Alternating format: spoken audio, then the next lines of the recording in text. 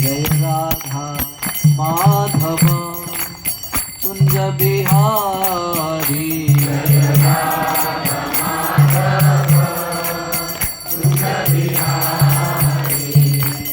हरे कृष्णा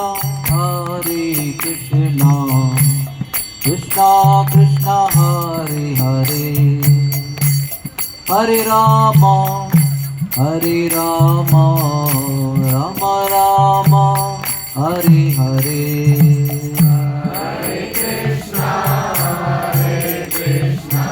सब लोग बोलिए कृष्णा हरे हरे, हरे राम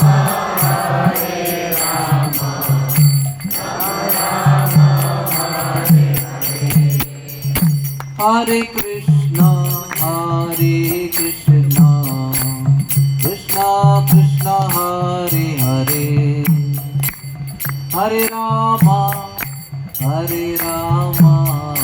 राम राम हरे हरे। हरे कृष्णा कृष्णा कृष्णा हरे हरे, हरे राम सब लोग बोलिए, सब लोग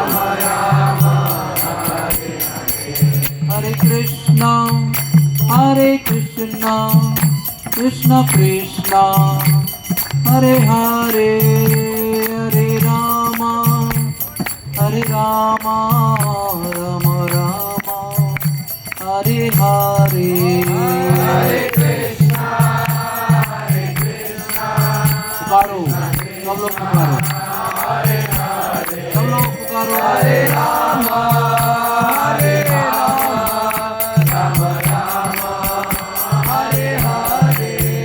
हे राधे राधे गोविंद गोविंद राधे, राधे राधे गोविंद गोविंद राधे, राधे राधे गोविंद गोविंद राधे, राधे राधे गोविंद गोविंद राधे, राधे राधे गोविंद गोविंद राधे, राधे राधे गोविंद गोविंद राधे, राधे राधे गोविंद गोविंद राधे, राधे राधे गोविंद गोविंद राधे, गोविंद राधे गोपाल राधे, गोविंद राधे गोपाल राधे, गोविंद राधे गोपाल राधे, गोविंद राधे गोपाल राधे। हरे कृष्णा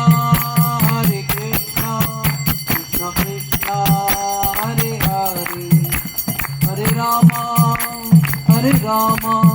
राम राम हरे हरे। हरे कृष्णा कृष्णा कृष्णा हरे हरे, बोलो बोलो बोलो, हरे राम राम राम हरे हरे। जय प्रभुपदा प्रभुपदा प्रभुपदा, जय प्रभुपदा जय प्रभुपदा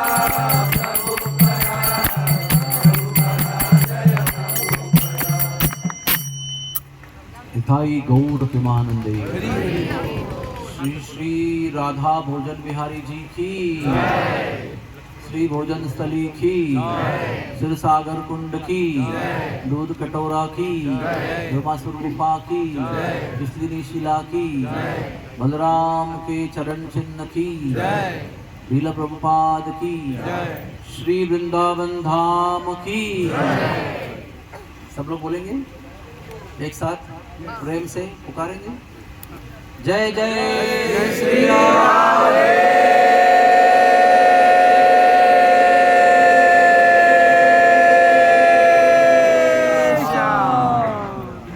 यहाँ पर लोकल कॉल है, इसलिए अच्छी तरह से पुकारना। जय जय श्री राम।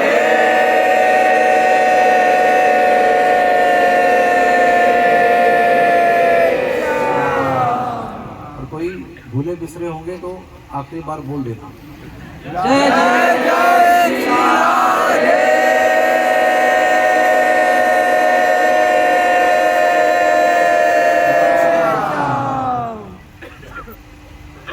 ओम ज्ञानतिमिरन्धस्य ज्ञानाञ्जनशलाकया चक्षुरुन्मिलितं येन तस्मै श्रीगुरुवे नमः।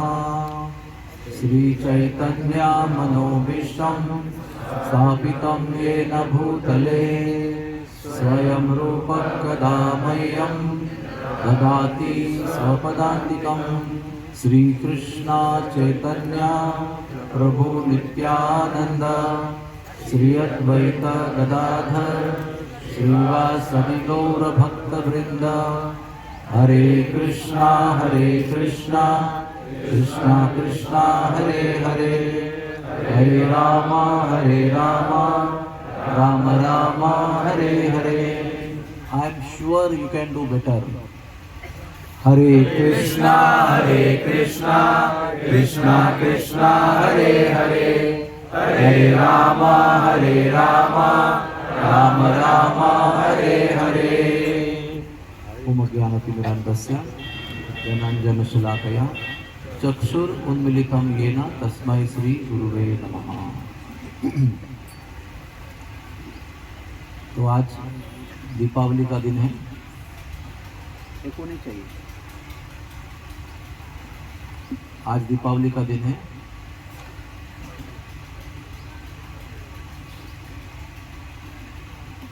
आज के दिन माता यशोदा ने श्री कृष्ण को बांधा था।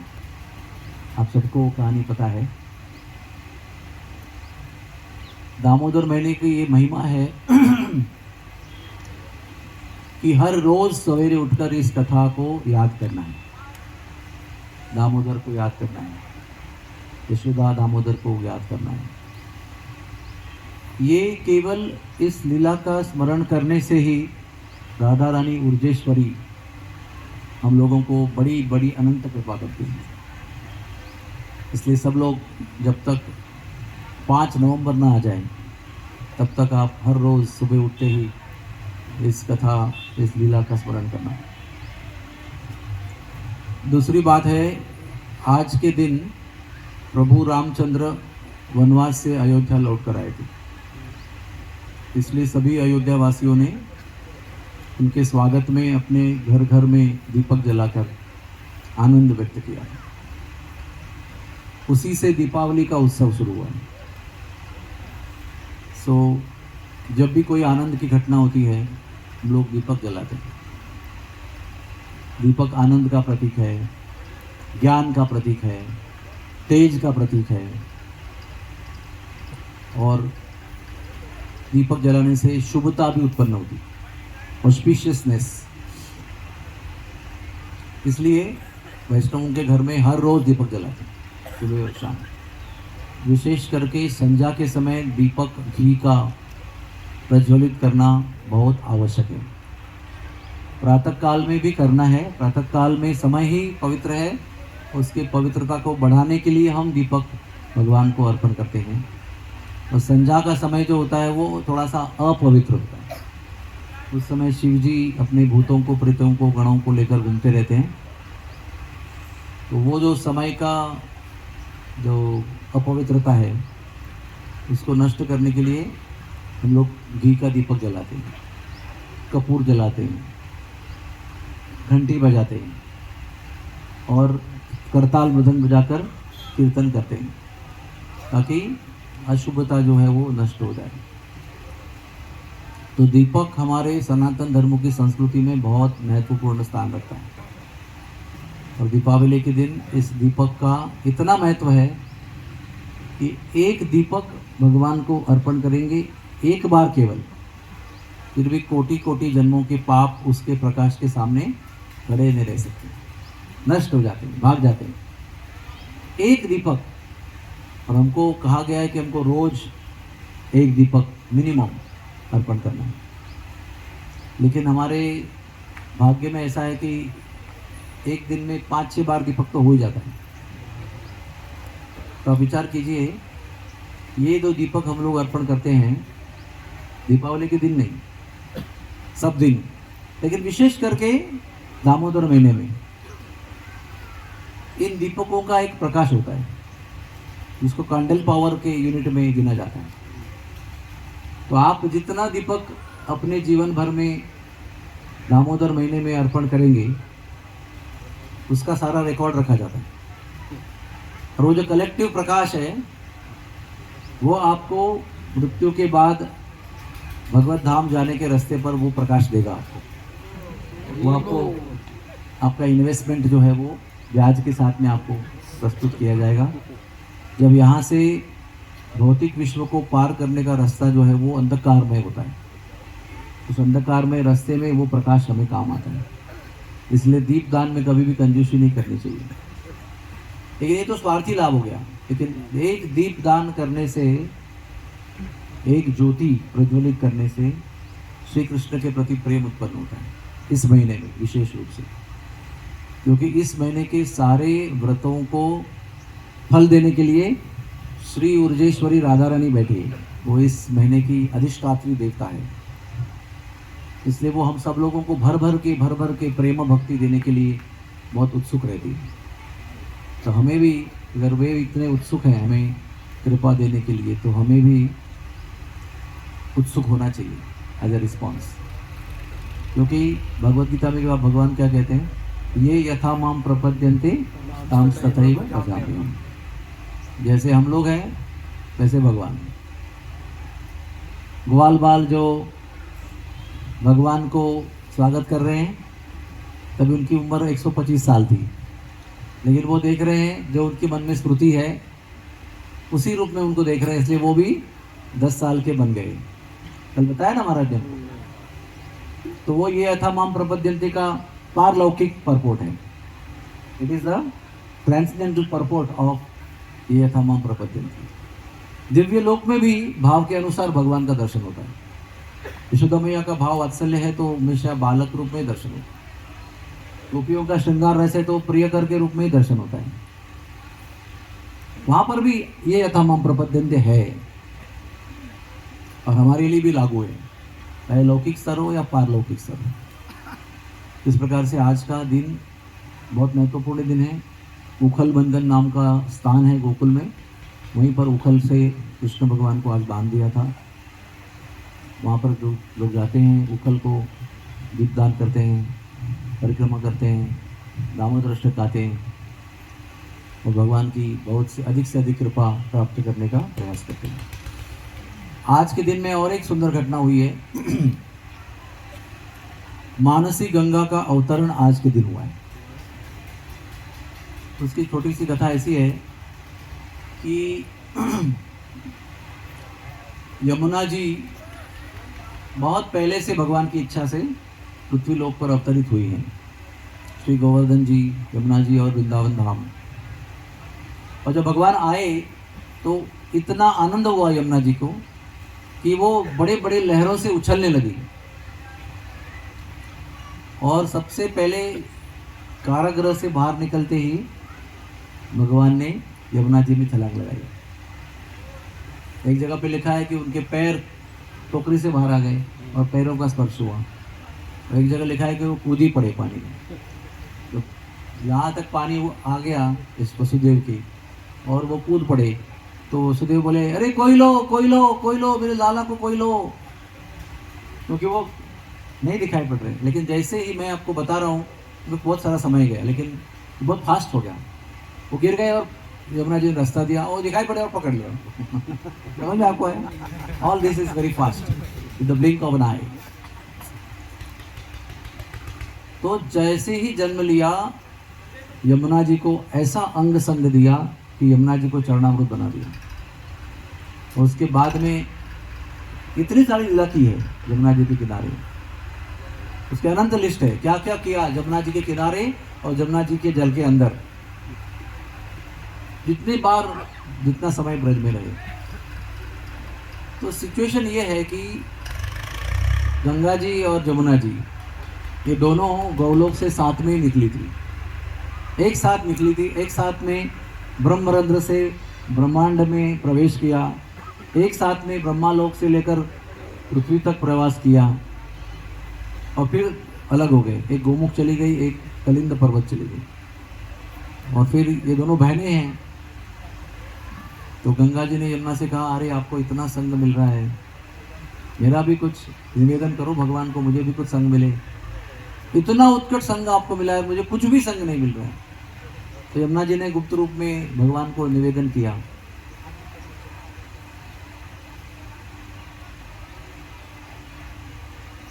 तो उस निवेदन के अनुसार भगवान ने एक लीला रचाई।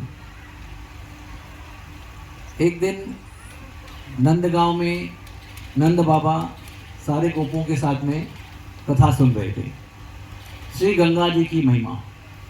और गंगा जी की महिमा में ऐसा प्रसंग आया कि एक सांप था, उस सांप को गरुड़ जी ने पकड़ा, अपने भोजन के रूप में लेकर उड़ा, गरुड़ जी लेकर उड़े और कहीं शांत जगह पर उसको भोजन करने का उनका विचार था। तो जब उड़ रहे थे, ये सब फीडबैक क्यों आ रहा है?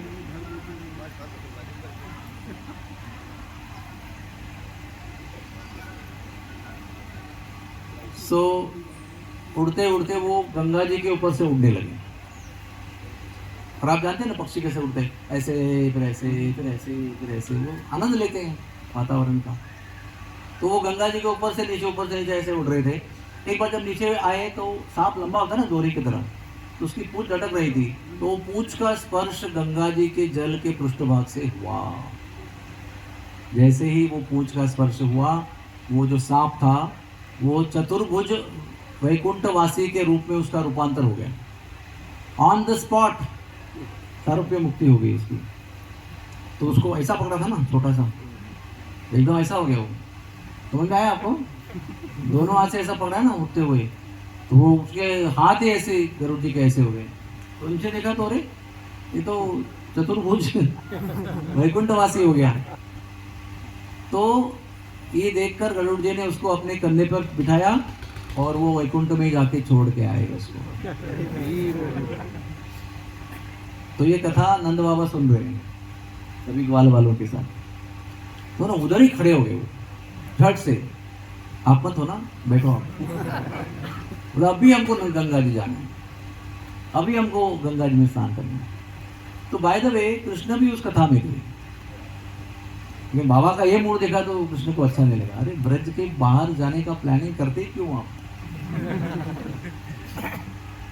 बोले बाबा आप क्यों, कहाँ जा रहे हो आप? हमको हरिद्वार जाना है, वहाँ गंगा जी बहती है, वहाँ पर हमको स्नान करना है। और जैसे बाबा खड़े हो गए, सब लोग खड़े हो गए, ब्रजवासी तो उनके अनुयायी है, बड़ा प्रेम करते हैं उनके ऊपर। तो कृष्ण ने कहा बाबा आपको ब्रज में बाहर जाने की कोई आवश्यकता नहीं है, मैं गंगा जी को ही बुला लेता हूँ, आप चलो मेरे साथ। तो बालक की भाषा इतनी मीठी सम्मोहिनी है कि इतना सा बालक है, बड़े बड़े 80 85 90 साल के बुजुर्ग भी मान जाते थे। सब उनके पीछे चले गए, बोले चलो, सबको गिरिराज जी के बीच में लेके आए, एकदम मध्य भाग में। तो खड़े हो गए सब लोग, अभी सोच रहे क्या होगा। उतने में श्री कृष्ण के हृदय भाग से गंगा जी प्रकट हुई सबके सामने। और सबके सामने प्रकट हो गए, उनके तरफ सम्मुख होकर खड़ी हो गई। ये पहला आश्चर्य नंद बाबा देख रहे, फर्स्ट आश्चर्य। और सब लोग पहचानते हैं गंगा देवी को, क्योंकि वो क्रोकोडाइल मगरमच्छ पे बैठी हुई है, तो सब लोग जानते हैं। तो सब समझ गए कि लाला के हृदय से गंगा जी प्रकट हुई है। नंबर 2 का आश्चर्य क्या है, वो अभी हाथ जोड़कर लाला से कह रही है भगवान क्या मेरे लिए आज्ञा है। दूसरा आश्चर्य। तीसरा आश्चर्य क्या है, अरे हमारा लाला कह रहे गंगा जी को, गंगा जी आपका जल यहाँ प्रस्तुत करो। यानी गंगा जी कौन और हमारा लाला तो छोटा सा ग्वाल बाल, लेकिन वो उनकी आज्ञा सुन भी रही है और ये बोल भी रहा है। तीसरी आश्चर्य। और चौथा आश्चर्य क्या है, उसकी आज्ञा सुनकर गंगा जी ने अपना जल वहाँ प्रकट भी कर दिया। ये चौथा आश्चर्य। तो इस प्रकार से गंगा जी बीच गोवर्धन में प्रकट हुई और वो आज का दिन था। कौन सा दिन है आज का? आश्विन अमावस्या। आश्विन अमावस्या, वैसे अमावस्या बहुत अशुभ होती है, लेकिन प्रभु रामचंद्र के आने से वो पवित्र हो गई, दीप प्रज्वलित करने से पवित्र हो गई, भगवान को बांधा गया इसलिए और पवित्र हो गई। और गंगा जी ने भी उसी पवित्र दिन पे आना पसंद किया। इस प्रकार से भगवान ने आज के इस लीला के माध्यम से श्री गंगा देवी को एक विशाल समुद्र प्राय कुंड के रूप में आश्रय दिया और गंगा जी को परमानेंट यहाँ पर निवास प्राप्त हुआ। तो इतने विशाल जलाशय का उपयोग भगवान ने नौका विहार करने के लिए किया। बहुत सुंदर सुंदर नौका विहार की लीला है और मानसी गंगा उसके लिए बहुत प्रसिद्ध है। वैसे नौका विहार की लीला तो बहुत जगह हुई है, हर एक कुंड में हुई है, जमुना जी में हुई है, अनंत बार भी हुई है, पीली पोखर में भी हुई है। उसको डोंगी लीला कहते हैं। डोंगी लीला यानी नौका विहार। तो समय मिला तो फिर नौका विहार की लीला बता दूंगा। तो काम्य वन में आए हैं तो काम्य वन को छोड़कर सब कुछ होता सुनेंगे तो कैसे होगा। तो भगवान के अनंत वन है ब्रज में। 84 कोस 168 स्क्वायर किलोमीटर्स इतना विभाग है वैसे भौतिक दृष्टि से देखा जाए, लेकिन वो अनंत धाम है, उसका विस्तार अथाह है। तो उसमें अनंत वन है भगवान के। रूप गोस्वामी कहते हैं कि इसमें केवल 66 अब्ज लीला स्थली है। सुन रहे हैं आप? 66 अब्ज यानी कितना होता है? 6600 मिलियन, इतनी लीला स्थली है। तो उसमें भगवान को 137 वन जो है बहुत प्रिय है। उन 137 वनों में भगवान को 108 वन बहुत प्रिय है और उन 108 वन में भगवान को 12 वन बहुत ज़्यादा प्रिय है। उसमें से 5 वन जमुना जी के पूर्व दिशा में है और उनमें दक्षिण दिशा में है और 7 वन उत्तर दिशा में है। तो उन 12 वनों में भगवान को श्री वृंदावन धाम सबसे अति प्रिय है, इसलिए उन्होंने पहला रास लीला जो है वो ही रचाई। कौन से दिन रचाई? आश्विन पूर्णिमा, इसको हम शरद पूर्णिमा कहते हैं, कोजागिरी पूर्णिमा कहते हैं। और दूसरे नंबर का जो प्रिय वन है वो काम्य वन है। इतना प्रिय है कि इसको प्रति वृंदावन भी कहा जाता है। राजा कामसेन था एक बहुत पुरातन काल में, उसने ये काम्य वन बसाया और राजा कामसेन ने 84 मंदिर, 84 कुंड और 84 खंबा यहाँ पर प्रकट किया। परशुराम जी ने यहाँ पर 1000 कुंड की स्थापना की और इसके अलावा भी बहुत सारे कुंड हैं जो परशुराम जी ने भी नहीं बनाए और कामसेन ने भी नहीं बनाए। और विशेष बात काम्य वन की ऐसी है कि यहाँ पर भगवान ने बहुत अपने तीर्थों को आश्रय दिया है।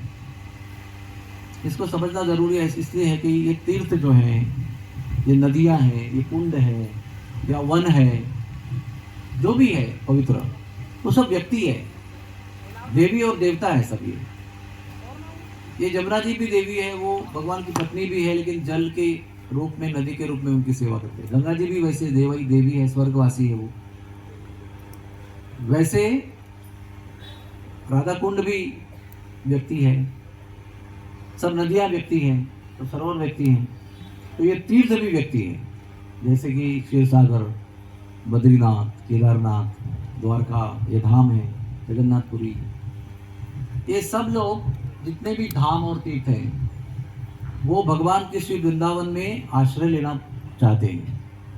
क्योंकि धाम का काम क्या होता है? सब लोगों के पापों को ले लेना और उनको पाप से मुक्त करा देना।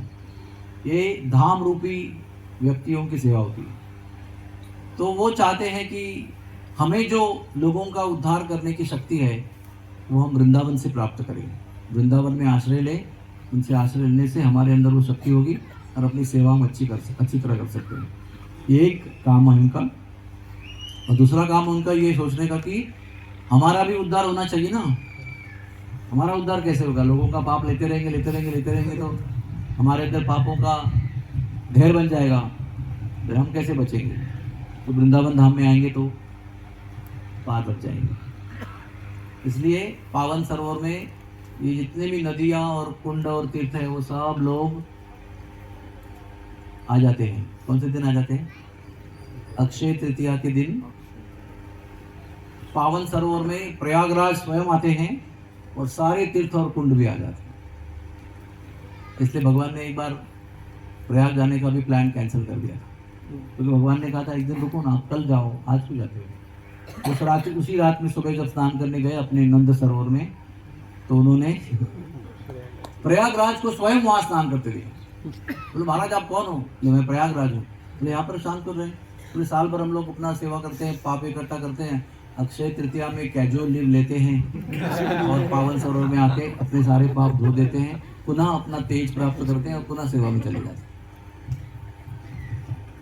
तो सारे तीर्थ और धाम ब्रज में आश्रय लेने के लिए लालायित रहते हैं। तो काम्य वन में भगवान ने बहुत सारे तीर्थों को आश्रय दिया। मैं आपको एक एक करके संक्षेप में कहानी बताऊंगा। और काम्य का अर्थ है कि काम्य यानी बहुत अट्रैक्टिव, बहुत आकर्षक, हृदय के लिए, मन के लिए बहुत आकर्षक। तो भगवान के लिए भी बहुत आकर्षक है, सुंदर वन है। दूसरा काम का अर्थ है कि इच्छाएं, और इच्छाएं दो प्रकार की होती है, एक भौतिक इच्छाएं मटेरियल डिजायर्स और एक स्पिरिचुअल डिजायर्स, कि मुझे ब्राह्मण दीक्षा लेकर भगवान के विग्रहों की सेवा करनी है। ये कौन सी इच्छा हो गई? स्पिरिचुअल। मुझे लेटेस्ट आईफोन 17 प्रो चाहिए, ये कौन सी इच्छा हो गई? मुझे एक सुंदर बीवी चाहिए, सुंदर पति चाहिए, मुझे घर चाहिए, मेरा लोन पास होना चाहिए, अपना घर होना चाहिए, है ना। मैं जब तक रिटायर हो जाऊं तो मेरे पास 100 करोड़ का बैलेंस होना चाहिए, ज्यादा नहीं, 100 करोड़। कहते हैं ऐसे दो सारे प्रकार की इच्छा की पूर्ति हो जाती है। वेदवासी लोग कहते हैं काम बन जाए तो काम बन जाए, यानी काम में मन चले जाए तो सारे काम आपके हो जाएंगे।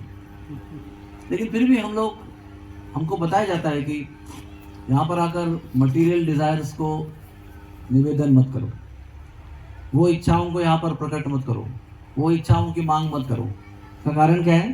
कारण यही है कि जब भी आप भौतिक इच्छाओं को करते हो, निवेदन करते हो, तो भगवान उसको पूरा भी कर देते हैं, ऐसा नहीं। भगवान ने भागवत में कहा है अकामो सर्व कामो व मोक्ष कामो व उदारदी। जो भी आपकी इच्छा है, अच्छी बुरी, मटेरियल स्पिरिचुअल, आप ना दुनिया भर दौड़ो मत, मेरे पास आ जाओ, मैं उसको ठीक कर दूंगा, चिंता मत करो। लेकिन प्रॉब्लम यह है कि जब भौतिक इच्छाओं की पूर्ति होती है तो पूर्ति होने तक पूर्ति होगी इस विचार में थोड़ा सुख मिलता है, और पूर्ति होने से ही उसका दुख आरंभ हो जाता है।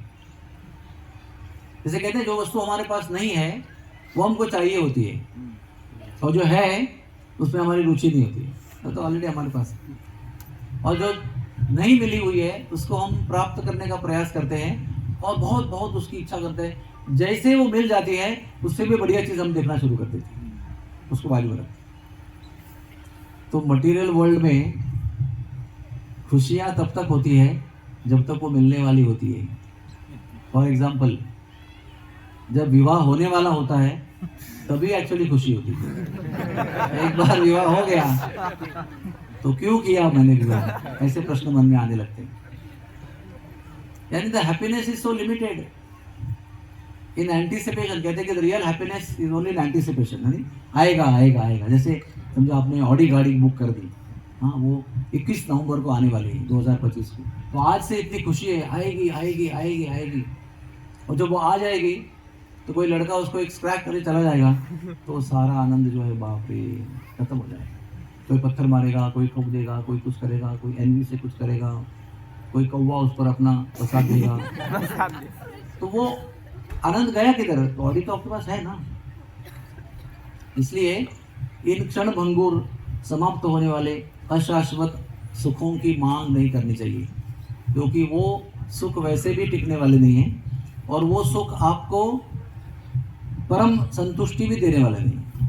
हम लोगों को संतुष्टि वो चाहिए जो चिरंतन हो, जो कंटिन्यूस हो, जो शाश्वत हो। जब तक आत्मा है, सूरज चांद है, तब हमको खुशी मिलनी चाहिए। लेकिन सारी भौतिक खुशियाँ यहाँ पर समाप्त होने वाली खुशियाँ हैं, इसलिए हमको वो मटेरियल डिजायर्स को प्रकट नहीं करना चाहिए।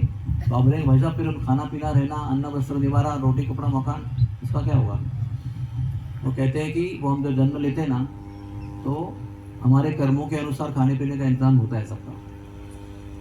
कितने भी गरीब होंगे ना आप, समझो आपके घर में 5वां बालक हो गया, समझने में प्रॉब्लम क्या है? 5वां बालक हो गया समझो, तो हर बालक अपना दाना पानी लेके आता है, और हम लोग बेकार में सोचते हैं कि देखो मैंने इतना मेहनत किया, मैंने पसीना बहाया, इतना बड़ा किया उसने। अरे वो अपने कर्म से खाना पीना पढ़ाई सब लेके आता है। हम लोग माता पिता बेकार में सोचते हैं कि देखो मैंने इतना पसीना बहाया, रात दिन इकट्ठा किया, टट्टी पेशाब निकाला, दूध पिलाया, इतना बड़ा किया। लेकिन मेरे पिताजी को हम लोग 7 जन थे। पिताजी बहुत गरीब थे, और उन्होंने कई बार बताया है कि जब बड़ा भाई आया तो घर में नल आया, दूसरा भाई आया तो घर में ये आया, तीसरा भाई आया 200 रुपये इनकम बढ़ा, और तू आया तो भी 200 रुपये इनकम बढ़ा। इसका मतलब क्या? हम सब लोग अपना दाना पानी लेकर आ रहे हैं। पिताजी सब लोगों को पढ़ा चाहते थे, लेकिन 2 ही डॉक्टर हो गए, बाकी बीएससी बीए ऐसे वैसे हो गए कोई, है ना। तो उनके पास तो इच्छा थी सबको पढ़ाए, डॉक्टर बनाए, लेकिन 2 ही क्यों बने? वो उनका कर्म था। इसलिए आप अपने दाना पानी की चिंता मत करो, यहाँ पर केवल स्पिरिचुअल डिजायर व्यक्त करो। क्या क्या व्यक्त करेंगे? मुझे आपका प्रेम चाहिए, मुझे आपकी प्रेम पूर्ण सेवा चाहिए। ये भी मत बोलो कि मैं जन्म मृत्यु श्रृंखला से मुझे मुक्त होना है, मुझे मोक्ष प्राप्त करना है। हाँ, क्या बोलते हैं वो चतुर्थ श्लोक में? वरम देव मोक्षम न मोक्षम वदेवा नचान्यम वरेहम वरेशातपिहा इदम ते वपुर्नाथ गोपाल बालम सदा में मनस्या विरासताम के मान्य। कुछ नहीं चाहिए मुझे, मोक्ष नहीं चाहिए, आई डोंट वांट मोक्ष। केवल आपकी बाल लीला मेरे मन में चलती रहे, बस दर्शन होता रहे मन में। मोक्ष की भी इच्छा नहीं करना है, क्योंकि वो भी एक भौतिक चीज है, टेम्पररी चीज है। लेकिन भक्ति शाश्वत है, भक्ति चिरंतन है। और हम कल ही शाम को एक चर्चा कर रहे थे, उसमें बहुत अच्छी बात प्रकट हुई। वो ये है कि यहाँ पर आके हम सब लोग इच्छा प्रकट करेंगे, करना भी चाहिए प्रार्थना भगवान के लिए, भक्ति चाहिए, आपके चरणों का आश्रय चाहिए, आपके चरण रज में रहने का मौका मिले, आपकी सेवा मिले। सबसे अधिक अच्छी प्रार्थना जो है, इच्छा, वो है सेवा की, क्योंकि सेवा जो है वो भगवान को बांध देती है। भगवान का दर्शन भी नहीं बांधता है, भगवान का सानिध्य भी भगवान से नहीं बांधता है, लेकिन भगवान की सेवा हमें भगवान से बांध देती है, भगवान बंध जाते हैं। तो गुरु महाराज बताते हैं कि हमको इंद्रियां दिए हैं, सेंसेस, ये मेहनत करने के लिए दिए हैं, भगवान के आनंद के लिए। और जितना इन इंद्रियों को मेहनत करवाएंगे, प्रयास करवाएंगे, उतनी ज़्यादा कृपा होगी। दामोदर लीला का भी यही सार है। आप इंद्रियों से प्रयास करते रहिए, कि जितना प्रयास करेंगे उतनी कृपा मिलती रहेगी, और उस कृपा का मतलब है भगवान की सेवा प्राप्त होना। तो हम प्राप्त सेवा निवेदन करते रहेंगे। अभी मैं कल यहाँ पर आया, आज भी आया, परसों भी आऊँगा और वर्षों भी आऊँगा। तो प्रभु जी मुझे पूछा कि प्रभु जी क्या प्रकट करेंगे इच्छा? एक बार जाएंगे तो सारी इच्छा पूर्ण हो जाती है, तो चौथी बार जाएंगे तो क्या करेंगे? तब बोलेंगे कोई इच्छा नहीं। प्रभुपाद ने क्या बोला एंड में? कोई इच्छा नहीं। This is the real situation. इच्छाओं को प्रकट करते करते करते एंड में ऐसा होना चाहिए, कोई इच्छा नहीं। भूख लगेगी तो बोलेंगे रोटी चाहिए, सब्जी चाहिए, दाल चाहिए, चावल चाहिए, मिठाई चाहिए, पकौड़ा चाहिए, चटनी चाहिए, सलाद चाहिए। लेकिन एक बार पेट भर गया तो आप आएंगे, थोड़ा और ले लो, थोड़ा और पकौड़ा, थोड़ा खीरा और ले लो, आप बोलेंगे महापूरण, है ना। तो वैसे महापूरण होना चाहिए। भगवान को भी निवेदनों को फेंक फेंक कर परेशान नहीं करना चाहिए। भगवान को बोलना चाहिए एक ही बात, किम कर रहा, क्या करूँ आपकी सेवा के लिए, what can I do best in the given circumstances to please you. ये एक इच्छा करनी चाहिए। और बाकी आपकी जो जरूरतें हैं, क्या भगवान कहते हैं, अनन्यस चिंतयन्तु माम यो जनः पर्युपासते तेषां नित्याभियुक्तानां योगक्षेमं वहामि। आप भरोसा करो इस बात पर, इस बात पर निष्ठा रखो। आप अपना काम करो अनन्य भक्ति का, वो आपकी देखभाल करने का काम करेंगे। और अपना काम नहीं करेंगे और बिना काम किए अपने हाथ पैर इंद्रियों को मेहनत किए बिना अगर उम्मीद करेंगे कि वो आपकी रक्षा करे, वो आपका सप्लाई करे, तो वो नहीं होगा। क्योंकि उसके पहले एक श्लोक भी है ना, ये था मम प्रपद्यन्ते, है ना। उसी का दूसरा अवतार जो है श्लोक का, वो ये है, अनन्य चिंतयन्तु माम। जैसे यम यम वापि स्मरण भावम त्यज्यते अन्ते कलेवरम। उसका दूसरा अवतार क्या है? अंत काले च मामेव शरण मुक्त्वा कलेवरम। वही श्लोक है, लेकिन वो थोड़ा सा एक स्टेप आगे बता रहे हैं। तो आप लोग अभी विचार कीजिए कि यहाँ पर कौन सी इच्छा प्रकट करनी है। जब आए तब कौन सी इच्छा प्रकट हो रही है, जब जा रहे हैं तो क्या कोई इच्छा नहीं है, ऐसे होके जा रहे हैं कि कुछ इच्छा करते करते ही जा रहे हैं, वो आपको सोचना है। ठीक है। तो काम्य वन जो है वो बहुत ही सुंदर वन है, भगवान का बहुत प्रिय वन है। यहाँ पर अभी पांडवों के विषय में यहाँ पर 5 लीला हुई है। वैसे बहुत लीला हुई है, लेकिन 5 प्रमुख लीला जो महाभारत में आती है। सबसे महत्वपूर्ण बात यह है कि जब पांडवों को वनवास हुआ तो वो कहाँ पर हुआ, कहाँ पर ऐसा ऐलान किया गया आपको वनवास जाना है? हस्तिनापुर में, क्योंकि दूत कर्म जो है वही हुआ था। इंद्रप्रस्थ कहाँ है? दिल्ली में, हस्तिनापुर में। वो खांडव वन था पहले, वो इंद्रप्रस्थ बना दिया उसको। तो वहां से वो सबसे पहला स्थान, कहीं शुरुआत तो करना पड़ेगा ना, फर्स्ट वन। तो उनका फर्स्ट वन काम्य वन, सबसे पहले यहाँ पर निवास करने हैं। तो साधु लोग जो थे वो युधिष्ठिर महाराज से इतना प्रेम करते थे कि रोज उन्हें मिलने आते थे और उनको रोज प्रेम से वो भोजन कराते थे, उनका संग करते थे, भगवत वार्ता भवदीय वार्ता करते थे। साधु संतों को युधिष्ठिर महाराज को मिलकर बड़ी प्रसन्नता होती थी। युधिष्ठिर महाराज को भी साधुओं को मिलकर बड़ी प्रसन्नता होती थी। तो ये बहुत परस्पर साधु संगम ही हुआ करता था। युधिष्ठिर महाराज तो राज ऋषि थे, वो तो राजा होने पर, युवराज होने पर भी बहुत बड़े भक्त थे वो। तो साधु लोग उनके अंदर की भक्ति को देखकर वो ऐश्वर्य होने पर भी उनको मिलने आते थे। जिस दिन चले गए उस दिन भी वो आए। ओ अच्छा, वो वनवास चले गए, कहाँ चले गए? बोले काम्य वन चले गए। सारे साधु यू टर्न लेकर काम्य वन गए, क्योंकि उनको मिले बिना रहता नहीं, रहना मुश्किल था उनके लिए। तो वो काम्य वन में आए, अभी कितनी हजारों की संख्या में आए। अभी वहां पर तो सब ऐश्वर्य था, ऑर्डर करेंगे तो जो पंच पकवान सब जितना भी दक्षिणा सब आ सकती है, गायें आ सकती है, जो भी है। अब यहाँ पर तो कुछ भी नहीं है, नंगे पैर घूम रहे, झोपड़ी में हाथ से बनाए हुए। तो महाराज युधिष्ठिर ने बहुत प्रामाणिक हृदय से कहा, महाराज जी, सब लोगों को बताया, ऋषि मुनियों, मैं यहाँ पर आपका सेवा करने में असमर्थ हूँ, मेरे पास सुविधा नहीं है। लेकिन शांडिल्य मुनि, नंद महाराज के जो कुल गुरु हैं, उन्होंने युधिष्ठिर महाराज के हृदय का एक भाव हेर लिया। साधु लोग जानते हैं हृदय में क्या चलता है।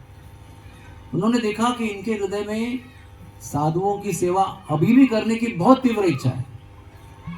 ऐसे नहीं कि वो बहाना बना रहे, अभी क्या करें, अभी जंगल में है, अभी आप अपना जड़ी बूटियों का, कंदमूल का व्यवस्था करो, मेरे पास तो कुछ है नहीं। लेकिन वो बड़े दुख से कह रहे थे। तो शांडिल्य मुनि ने इसको हेर लिया, उनको बाजू में लेके गए और द्रौपदी को बुलाया और बोला कि ये सूर्य का मंत्र है, मैं आपको दे रहा हूँ, उस मंत्र का आप जाप करो इतने इतने समय के लिए। आपके पास में ऐसा चमत्कार होगा कि आप जंगल में होने पर भी लोगों को भोजन करने में पूरी तरह समर्थ हो जाएंगे। तो द्रौपदी ने और युधिष्ठिर महाराज ने बहुत प्रेम से वो व्रत किया उस मंत्र का, और उसके परिणति के रूप में सूर्यदेव प्रकट हुए अक्षय पात्र लेकर, एक पात्र और एक चम्मच, और कहा कि जब तक द्रौपदी भोजन नहीं करेगी तब तक इसमें अनंत अन्न प्रकट होगा।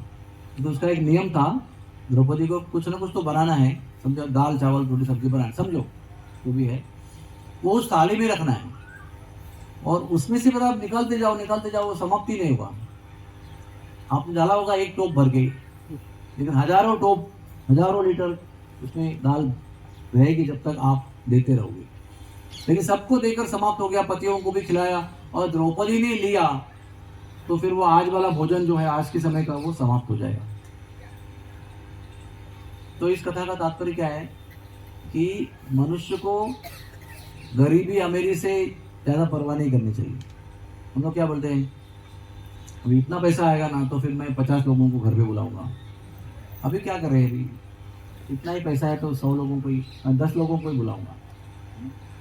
हम लोगों को गरीबी में भी हजारों लोगों को खिलाने की इच्छा होनी चाहिए, क्योंकि वो इच्छा होगी तो भगवान उसको पूरी करेंगे ना। आप अपना बहाना बनाकर बोलेंगे मेरी तो 10 लोगों की क्षमता है, मैं तो नहीं बुला सकता, तो भगवान आपको 10 लोगों की क्षमता पर ही रखेगी। लेकिन आप अगर इच्छा रखते हो कि मुझे हजारों लोगों को 15 आइटम खिलाना है। कब आएगा वो दिन, कभी हमें से दिन अमार, जब मैं 1000 लोगों को 15 पकवानों का भोजन कराऊंगा, तो बहुत जल्द आपकी भगवान इच्छा पूरी करेंगे। कहाँ से आएगा आपको समझेगा नहीं, तो इच्छा पूरी हो जाएगी। युधिष्ठिर महाराज को कुछ भी धन नहीं था वन में, लेकिन इच्छा तो बहुत तेज थी, तो तुरंत ही भगवान ने उनकी इच्छा पूर्ण कर दी। ऐसा कहते हैं कि युधिष्ठिर महाराज जब युवराज थे हस्तिनापुर में, तब जितना भोजन जितने साधुओं को कराते थे, उससे हजारों गुना ज्यादा साधुओं को और ज्यादा पदार्थ वन में खिलाया उन्होंने। तो कमी किस चीज की है? इच्छा की कमी। बाकी इस दुनिया में कोई कमी नहीं है, there only lack of desire. That desire has to be cultivated. यही इस कथा का सार। अब इसी को लगकर दूसरी कथा जो हुई यहाँ पर ताम्य वन में, वही हुई कि दुर्योधन ना इतना दुष्ट था, चलो इनको छल कपट करके वन में भेज दिया, अभी चलो छोड़ो ना उनको भी, वो अपना इच्छा से, अपनी मेरी इच्छा से दुख भोग रहे, तो हो गया ना, चले गए, नजरों से बाहर हो गए, अभी कोई तकलीफ नहीं, उनका आक्रमण नहीं, कुछ नहीं। फिर भी द्वेष कैसा होता है, वहां पर भी कष्ट देना है, कैसे उनको नष्ट करे, कष्ट दे। तो दुर्वासा मुनि आए एक बार हस्तिनापुर में, उन्होंने पूछा, अरे पांडव कहाँ है? बोला वो वनवास चले गए। अरे हम है ना, आप हमारे आद्रा तीर्थ का अनुभव करें। बहुत खूब खिलाया उनको, इतना प्रसन्न किया। आपको लगा दुर्योधन तो कितना साधु आदमी, साधु की सेवा करता है, लेकिन वो साधु सेवा के अंदर भी कपट था उसके। बाहर से दिखता साधु को साधु सेवा, अंदर से कपट क्या है कि इनको मैं ऐसा प्रसन्न करूंगा, फिर वो बोलेंगे वर मांगो, फिर मैं बोलूंगा महाराज जी आपने केवल मुझे ही मौका दिया सेवा करने का, मेरे 5 पांडव भाई वो जंगल में तड़प रहे हैं, उनको भी सेवा का मौका दीजिए। और उनको पता है कि इनके 7000 शिष्य हैं, वो जाएंगे तो उनके पास क्या है देने के लिए, तो जरूर गुस्सा हो जाएंगे, तो उनको शाप देकर जरूर आएंगे। इतनी गंदी सोच है, देखो आप, साधु सेवा का नाटक है, लेकिन कपट कितना है मन में। तो आ गए दुर्वासा मुनि यहाँ पर और 60,000 शिष्यों को लेकर आए, और ऐसे समय पे आए जब द्रौपदी ने अपना भोजन करके थाली बाजू में रखी थी, तभी आए वो। तो आते ही सब टेंशन हो गया, सब युधिष्ठिर महाराज। द्रौपदी ने कहा अभी क्या करूँ, अभी क्या करूँ, अभी भी मैंने पाया, इतनी देर से पाया लेकिन अभी भी पाया, क्या करूँ? बोले क्या करते हैं, सोचते हैं, टाइम चाहिए ना थोड़ा सा। तब तक उनको स्नान करने को भेजते। तो उन्होंने कहा महाराज, युधिष्ठिर महाराज ने बोला महाराज जी आप जाइए यमुना जी में स्नान कीजिए, तब तक आपका भोजन बनता है, रेडी होता है, तो थोड़ा समय मिलना ना सोचने के लिए। तो वो चले गए नदी में स्नान करने के लिए, और ये लोग वहां पर सोच रहे क्या करें, अभी कोई साधन नहीं है। तो जब कोई साधन नहीं होता है तो क्या होता है, भगवान को पुकारा जाता है, हे गोविंदा, हे गोपाल, हे मधुसूदन, हे श्री कृष्ण। ऐसे आर्तता से पुकारा। इसलिए मैं सदैव कहता हूँ पुकारो, क्योंकि पुकारने पर सुनते हैं उनको, बड़ा उनका हृदय पिघलता है जब वो पुकारते हैं। तो कहते ना, लोग कहते हैं तुम आते नहीं, तो द्रौपदी के जैसे तुम पुकारते नहीं, इसलिए वो नहीं आते हैं। लोग कहते हैं तुम खाते नहीं, तुम तो यशोदा के जैसे खिलाते नहीं। उनको सब करने को आता है, हमको नहीं आता है, और हम पुकारते चिल्लाते भी रहते हैं। देखिए पुकारा तो भगवान वहां पर ना रुक्मिणी का 56 भोग खा रहे थे, तो द्वारका में थे वो। तो वो भरी थाली से उठकर तुरंत चले गए। रुक्मिणी परेशान हो गई, क्या हो गया, मेरा भोजन छोड़ के चले गए, ऐसा भागे कि जैसा पता नहीं क्या हो गया। तत्क्षण काम में उन्हें प्रकट हो गए और बोल रहे, द्रौपदी तुमने मुझे पुकारा, मैं मेरा भोजन छोड़ के आया, मुझे बड़ी भूख लग रही है। बोली भैया तुम मेरा हास्य प्रयास क्यों कर रहे हो, तो बड़े धर्म संकट में हूँ। मैं ही नहीं, हमारे सारे पतिदेव भी धर्म संकट में हैं, मुझे बड़ी भूख लग रही है, मुझे कुछ नहीं सुनना है। अरे मैं अक्षय पात्र से अभी खा चुकी हूँ, मेरे पास कुछ है नहीं, जाओ जाओ अक्षय पात्र में देखो कुछ होगा, कुछ तो होगा, वो ले आओ। तो कुछ चावल के दाने लगे थे उसको, द्रौपदी उसको लेके आई, तो भगवान ने उसको जब मुंह में डाला तो मैं संतुष्ट हो गया, तुम्हारे प्रेम भरे चावल के दाने से मैं संतुष्ट हो गया।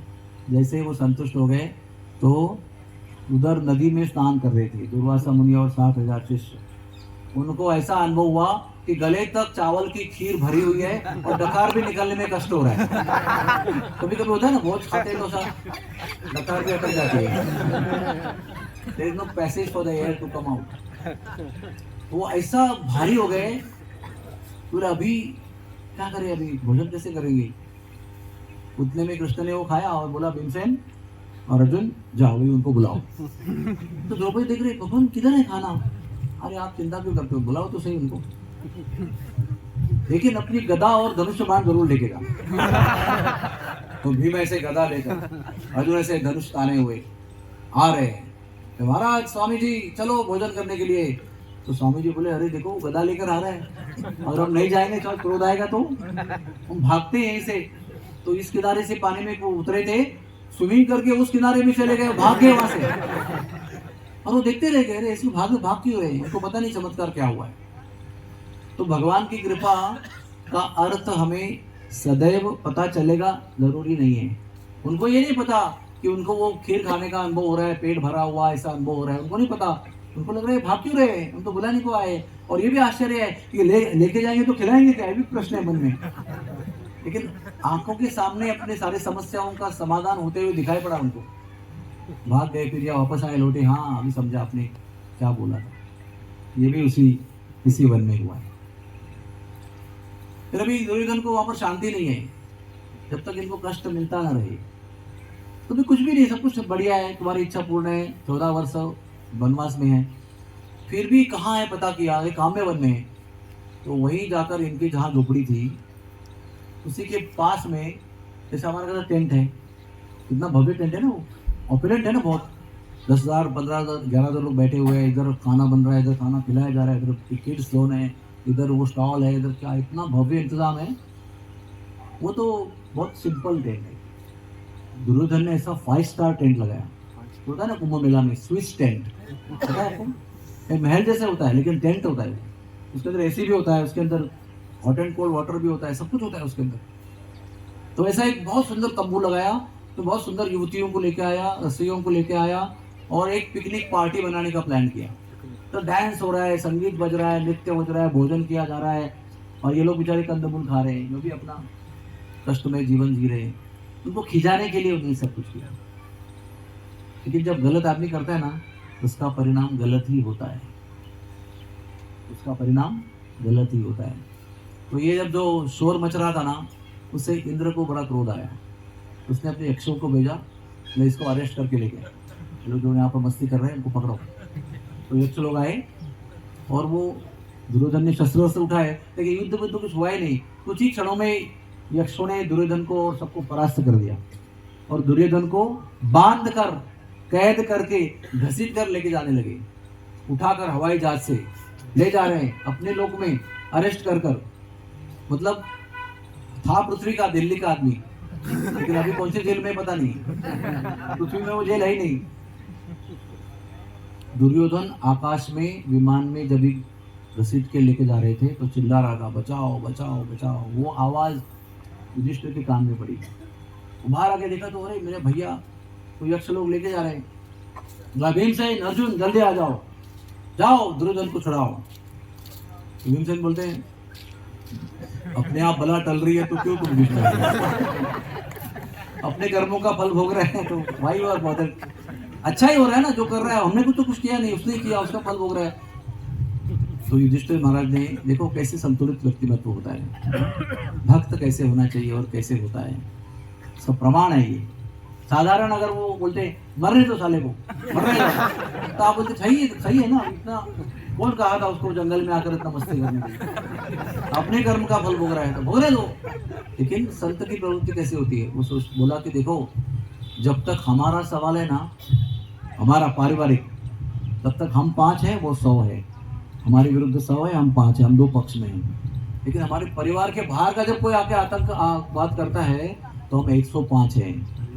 समझे, जिसको बता रहे हैं भीमसेन को बता रहे हैं। तो भीमसेन को कुछ बात ज़्यादा बात जची नहीं, लेकिन वो बड़े आज्ञार्थी थे, आज्ञा पालन करने वाले। तो ठीक है भैया आप बोलते हो तो मुझे तो लगता नहीं ऐसा करना चाहिए ना, आपकी इच्छा तो कर लेता हूँ। तो दोनों गए और यक्षों से ऐसा चुटकियों में युद्ध करके उनको परास्त करके भगा दिया और दुर्योधन को मुक्त करा के लेके आए। अभी राक्षसी प्रवृत्ति होती है हमेशा। तो दुर्योधन को अभी कितना लगना चाहिए कि भैया मैं सॉरी, तुमको मैंने वनवास भेजा, अभी चलो घर चलो, अभी भरो छोड़ दो वनवास, कुछ हमारी कंडीशन नहीं है, थैंक यू वेरी मच, आपने हमारी जान बचाई, हम आपको घर ले जाते हैं, चलो छोड़ो।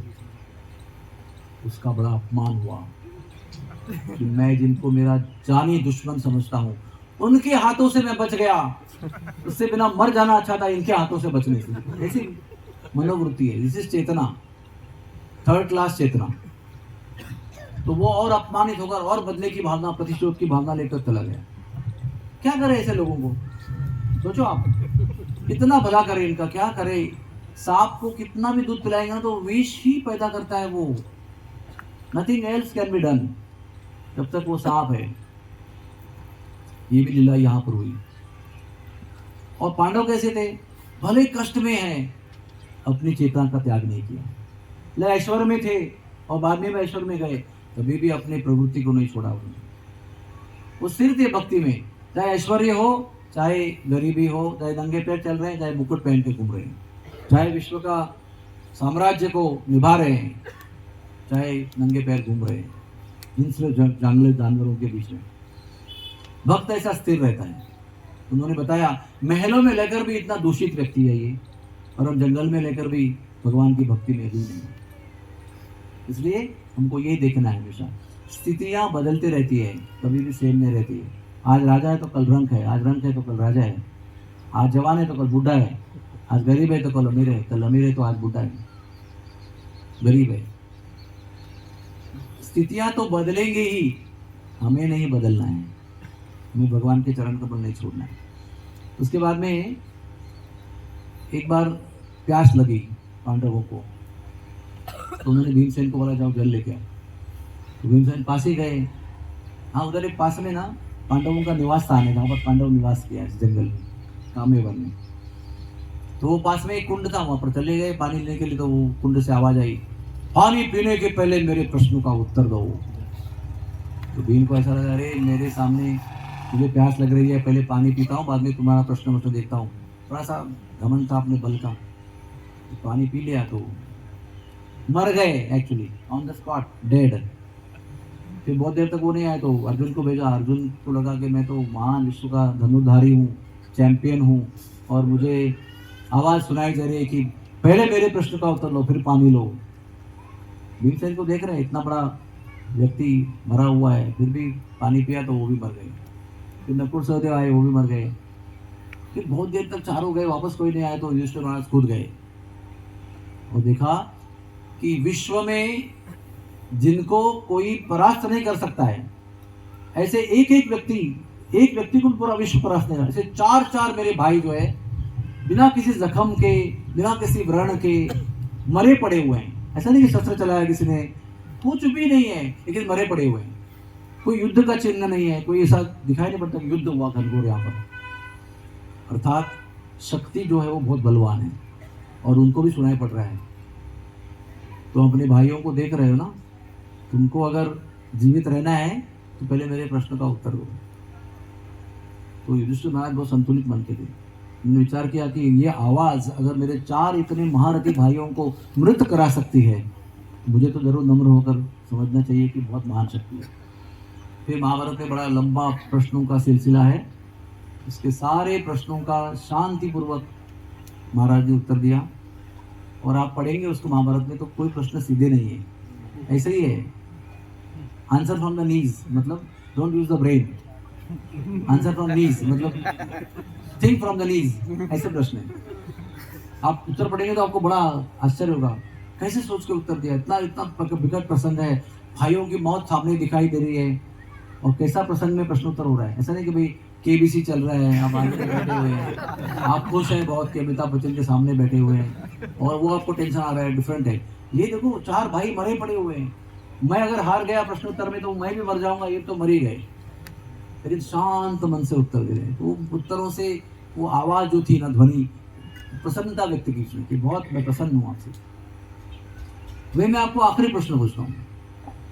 वो प्रश्न ये है कि इस विश्व में सबसे आश्चर्य की बात क्या है?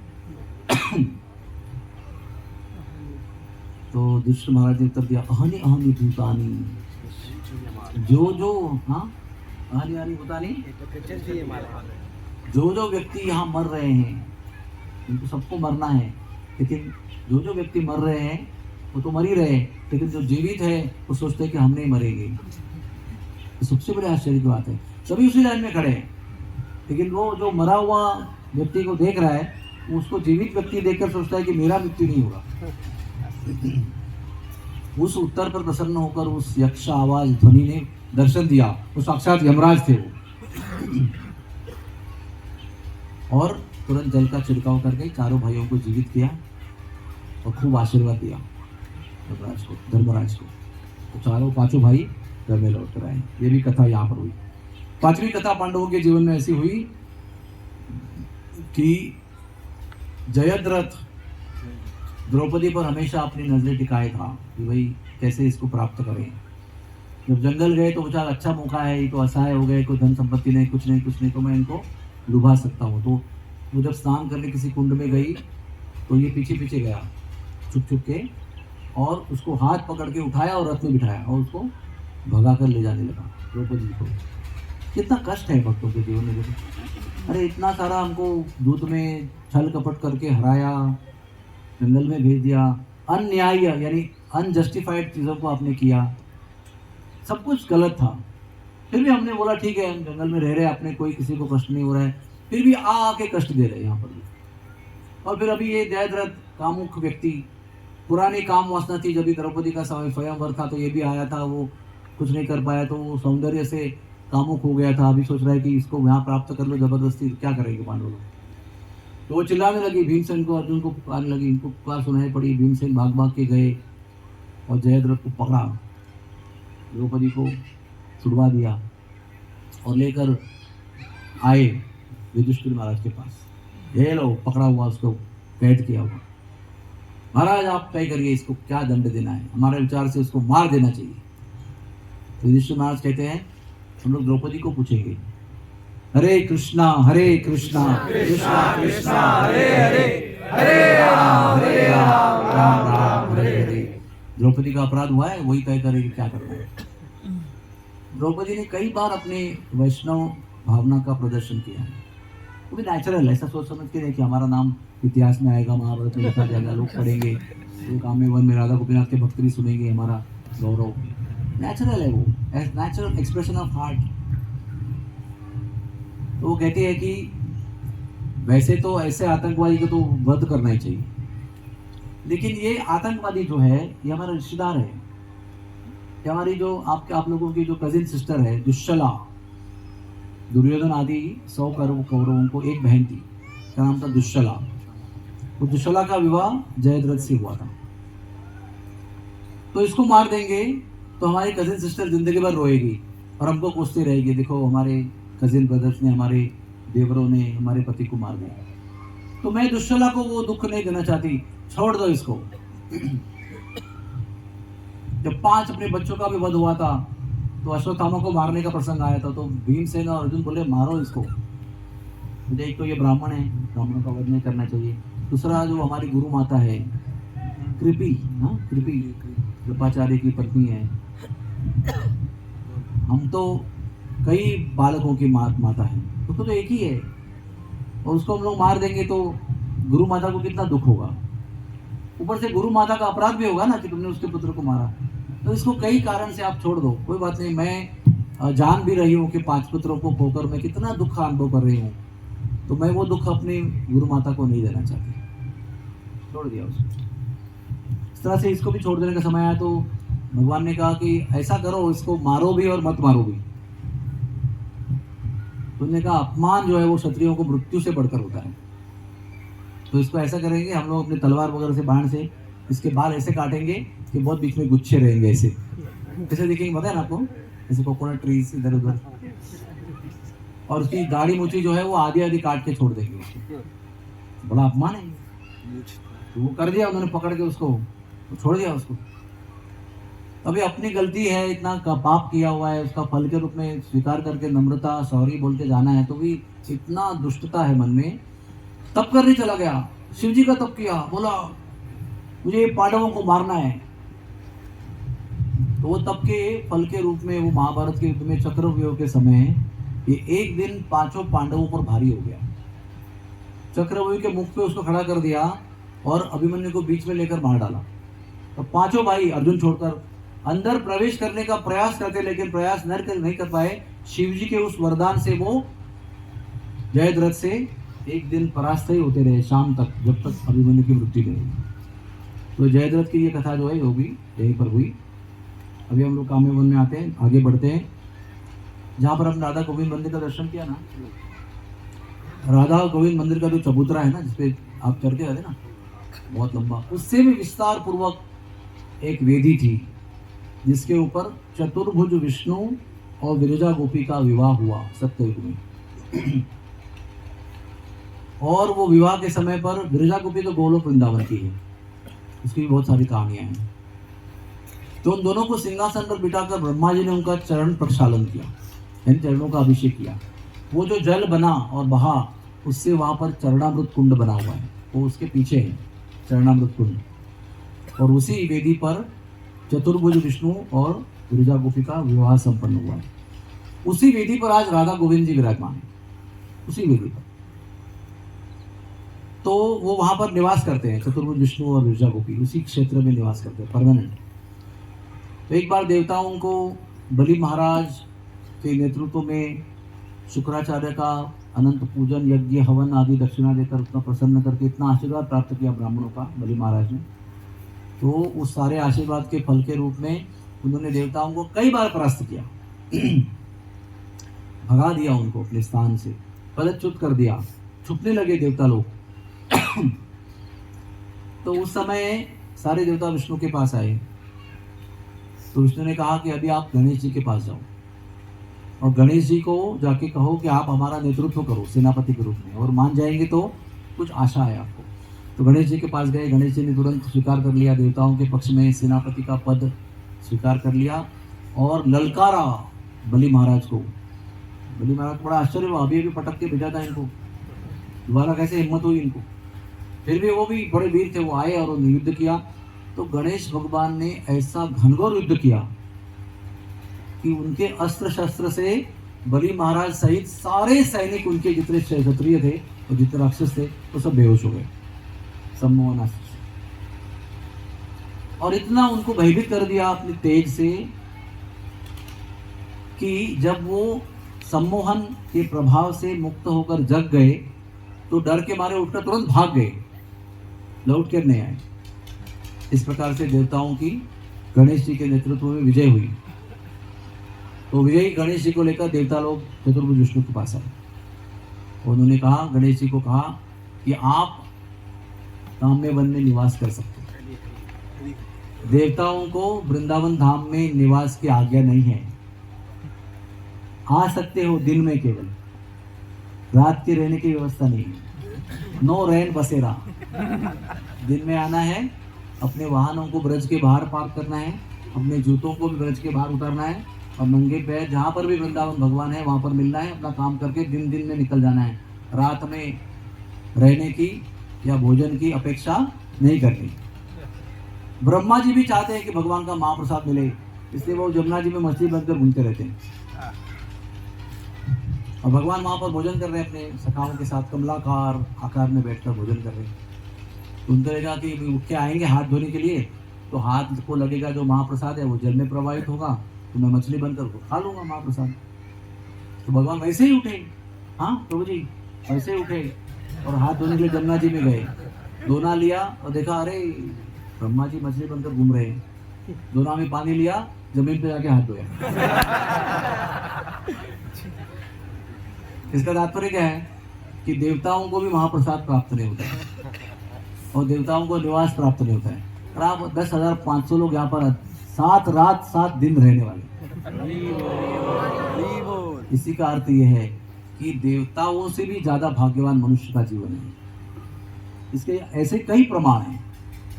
देवता भी जो लाभ प्राप्त नहीं कर सकते वो मनुष्य जीवन में हम और आप तथा कथित दुर्गंधिपूर्ण शरीर में भी प्राप्त कर सकते हैं। वो सुगंध वाले शरीर में है, फिर भी उनको वो भाग्य प्राप्त नहीं है जो आप लोगों को हमको प्राप्त है। तो ऐसे ही वृंदावन में गणेश जी को परमानेंट निवास का आशीर्वाद दिया, इसलिए काम्य वन में गणेश जी का परमानेंट निवास है।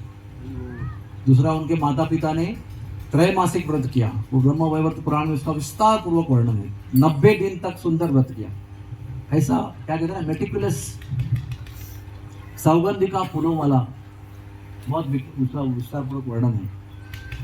उसको करके उन्होंने राधा कृष्ण को पसंद किया और राधा कृष्ण प्रसन्न होकर उनको परमानेंट ब्रज के सारे वनों में जहां मन करे वहां रहने का आशीर्वाद दिया। इसलिए ब्रज में सब जगह शिव जी और देवियां हैं, सब जगह है। 4 प्रमुख तो है ही, लेकिन वो तो बज्रधाम ने स्थापन किया, लेकिन बाकी सब जगह पर देवी और शिव जी का निवास है। इसके आगे जाएंगे,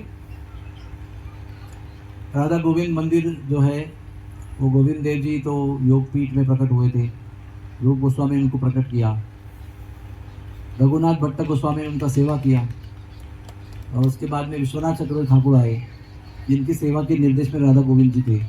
राधा रानी का इंतजाम जन्मा देवी ने किया, और अब राधा गोविंद जी का वहाँ पर वृंदावन में योगपीठ में निवास है। तो औरंगजेब को वो मंदिर जो है, जो मान सिंह ने बनाया, मान सिंह रघुनाथ भट्ट के शिष्य थे। हरे कृष्णा कृष्णा कृष्णा हरे हरे, हरे राम राम राम हरे हरे। तो औरंगजेब ने अपने आगरा के महल से खड़े होकर देखा कि ये कौन सा दीपक जल रहा है, वो आकाश में जल रहा है। वो आकाश में नहीं है, ये हिंदुओं का मंदिर जो 7वें मंजिल का मंदिर है, उसके छत पर लगा हुआ मशाल है। उसको बड़ा द्वेष निर्माण हो गया, नष्ट कर दो उसको, सेना को भेजकर कुचल दो मंदिर को। तो जब ये सूचना आई कि फिरंगी लोग आ रहे हैं या यवन लोग आ रहे हैं, तो सारे आचार्यों ने अपने अपने विग्रहों को बैलगाड़ी में डालकर ब्रज के मतलब वृंदावन के बाहर कर दिया। तो गोविंद देव को सबसे पहले बाहर करके राधा कुंड लाया गया, राधा कुंड से वो काम्यवन को लाया गया। बीच में जब ये रूप गोस्वामी ने गोविंद जी को प्रकट कराया, उसी के कुछ समय बाद में ब्रह्म कुंड से तुलसी देवी का विग्रह प्राप्त किया, वृंदा देवी का। तो वृंदा देवी को भी उन्होंने राइट साइड में प्रस्थापित किया था, लेफ्ट साइड में राधा रानी, राइट साइड में वृंदा देवी। इन तीनों को भी ले जा रहे हैं, तो काम्यवन में लाया और यहाँ पर उन्होंने बहुत निवास किया। उसके बाद जाने का समय आया, क्योंकि जयपुर के जयसिंह राजा ने उनको निमंत्रण दिया था, सारे विग्रहों को हमारे पास रखो, मैं सुरक्षित करूँगा। मुझ पर आक्रमण करने की औरंगजेब में हिम्मत नहीं है, और ये बात सत्य थी। तो जब यहाँ से निकलने का समय आया, तो वृंदा देवी ने गोविंद देव से कहा, अरे आप तो जगत के नाथ हो, जहाँ पर भी आप जाएंगे आपको विश्व के मालिक के रूप में पूजन किया जाएगा। मुझे तो विवाह के रूप में कृष्ण के साथ विवाह करा के राधा रानी ने वृंदावन का स्थान भेंट दिया था, तो मैं वृंदावन की देवी हूँ, वृंदा देवी, तो मैं यहीं रहूँगी, आप आगे चले जाओ। तो वृंदा देवी वहीं रहेगी। तो वो वृंदा देवी की मूल विग्रह है और वो उनका निवास स्थान है। और आप लोग मुझे पूछेंगे तो फिर वो पावन सरोवर के आगे नंदगांव में वो क्या है, वृंदा कुंड, तो वृंदा देवी का ऑफिस है, वहाँ से वो ऑपरेट करती है अपना सेवा जो है, सेवा करने का उधर उनका ऑफिस है, हेड ऑफिस। वहाँ से भगवान की लीलाओं का आयोजन करती है, यहाँ पर उनका निवास स्थान है। तो गोविंद देव जी आगे चले गए और वो जयपुर में विराजमान हो गए, ठीक है। फिर ये जो काम्यवन है, ये भगवान के सख्य लीला और माधुर्य लीला का स्थल है। यहाँ पर भगवान ने सखाओं के साथ बहुत लीला किया है, गौचारण किया है, हंसी मजाक किया है, चिना झपटी किया है, और गोपियों के संग भी बहुत सुंदर माधुर्य का अनुभव किया है। तो एक समय पर सखियाँ सखा सब लोग साथ में थे।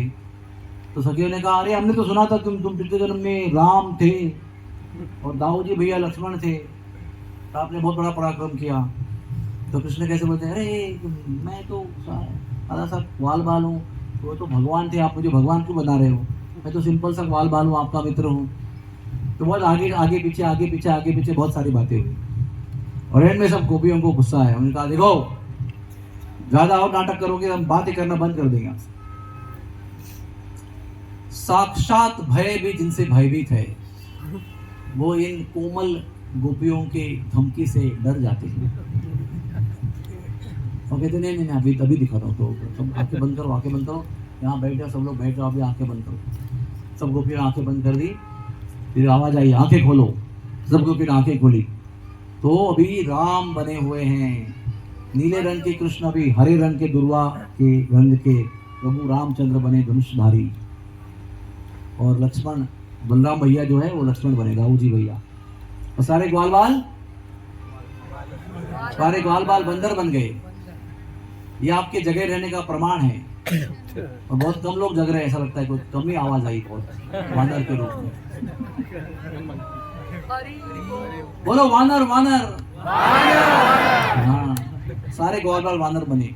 फिर रामचंद्र के रूप में कृष्ण भगवान ने वहीं बैठकर कामे वन में रामेश्वर महादेव को स्थापन किया, उसका पूजन किया। वहां से निकले धनुष बाण लेकर और आगे गए तो पूरा समुद्र प्रकट हो गया। विच ओशन? हाँ, कौन सा सागर प्रकट होगा बताओ? अरबी महासागर, हिंदी महासागर के बंगाल का उपसागर? हिंदी महासागर, इंडियन ओशन प्रकट हो गया। किधर? कामेवन में। फिर कुछ ही क्षणों में चुटकी बजाते हुए सारे वानरों ने सेतु बंध बनाया। सेतु बंध के एंड में लंका प्रकट हो गई। लंका में अशोक वाटिका प्रकट हो गई। और ये सब कुछ चंद मिनटों में हुआ। प्रभु को सेतु बंध बनाने में कम से कम 1 महीना लगा था, वो भी फास्ट स्पीड में, क्योंकि वो उन्होंने बोला था 1 साल के बाद अगर तुम नहीं आओगे तो आपको मरा हुआ शरीर मिलेगा। तो वो भी बहुत हरी हरी में बना रहे थे। ये तो बड़े आराम से उन्होंने चुटकी में बना दिया। जब वो पूरा हो गया और चलकर वहां पहुंचे, क्या हुआ? रावण प्रकट हो गया। प्रभु ने राम ने बाण उठाया और रावण का वध कर दिया। दिस इज कॉल्ड एक संक्षिप्त रामायण। रावण का वध होकर गिर गया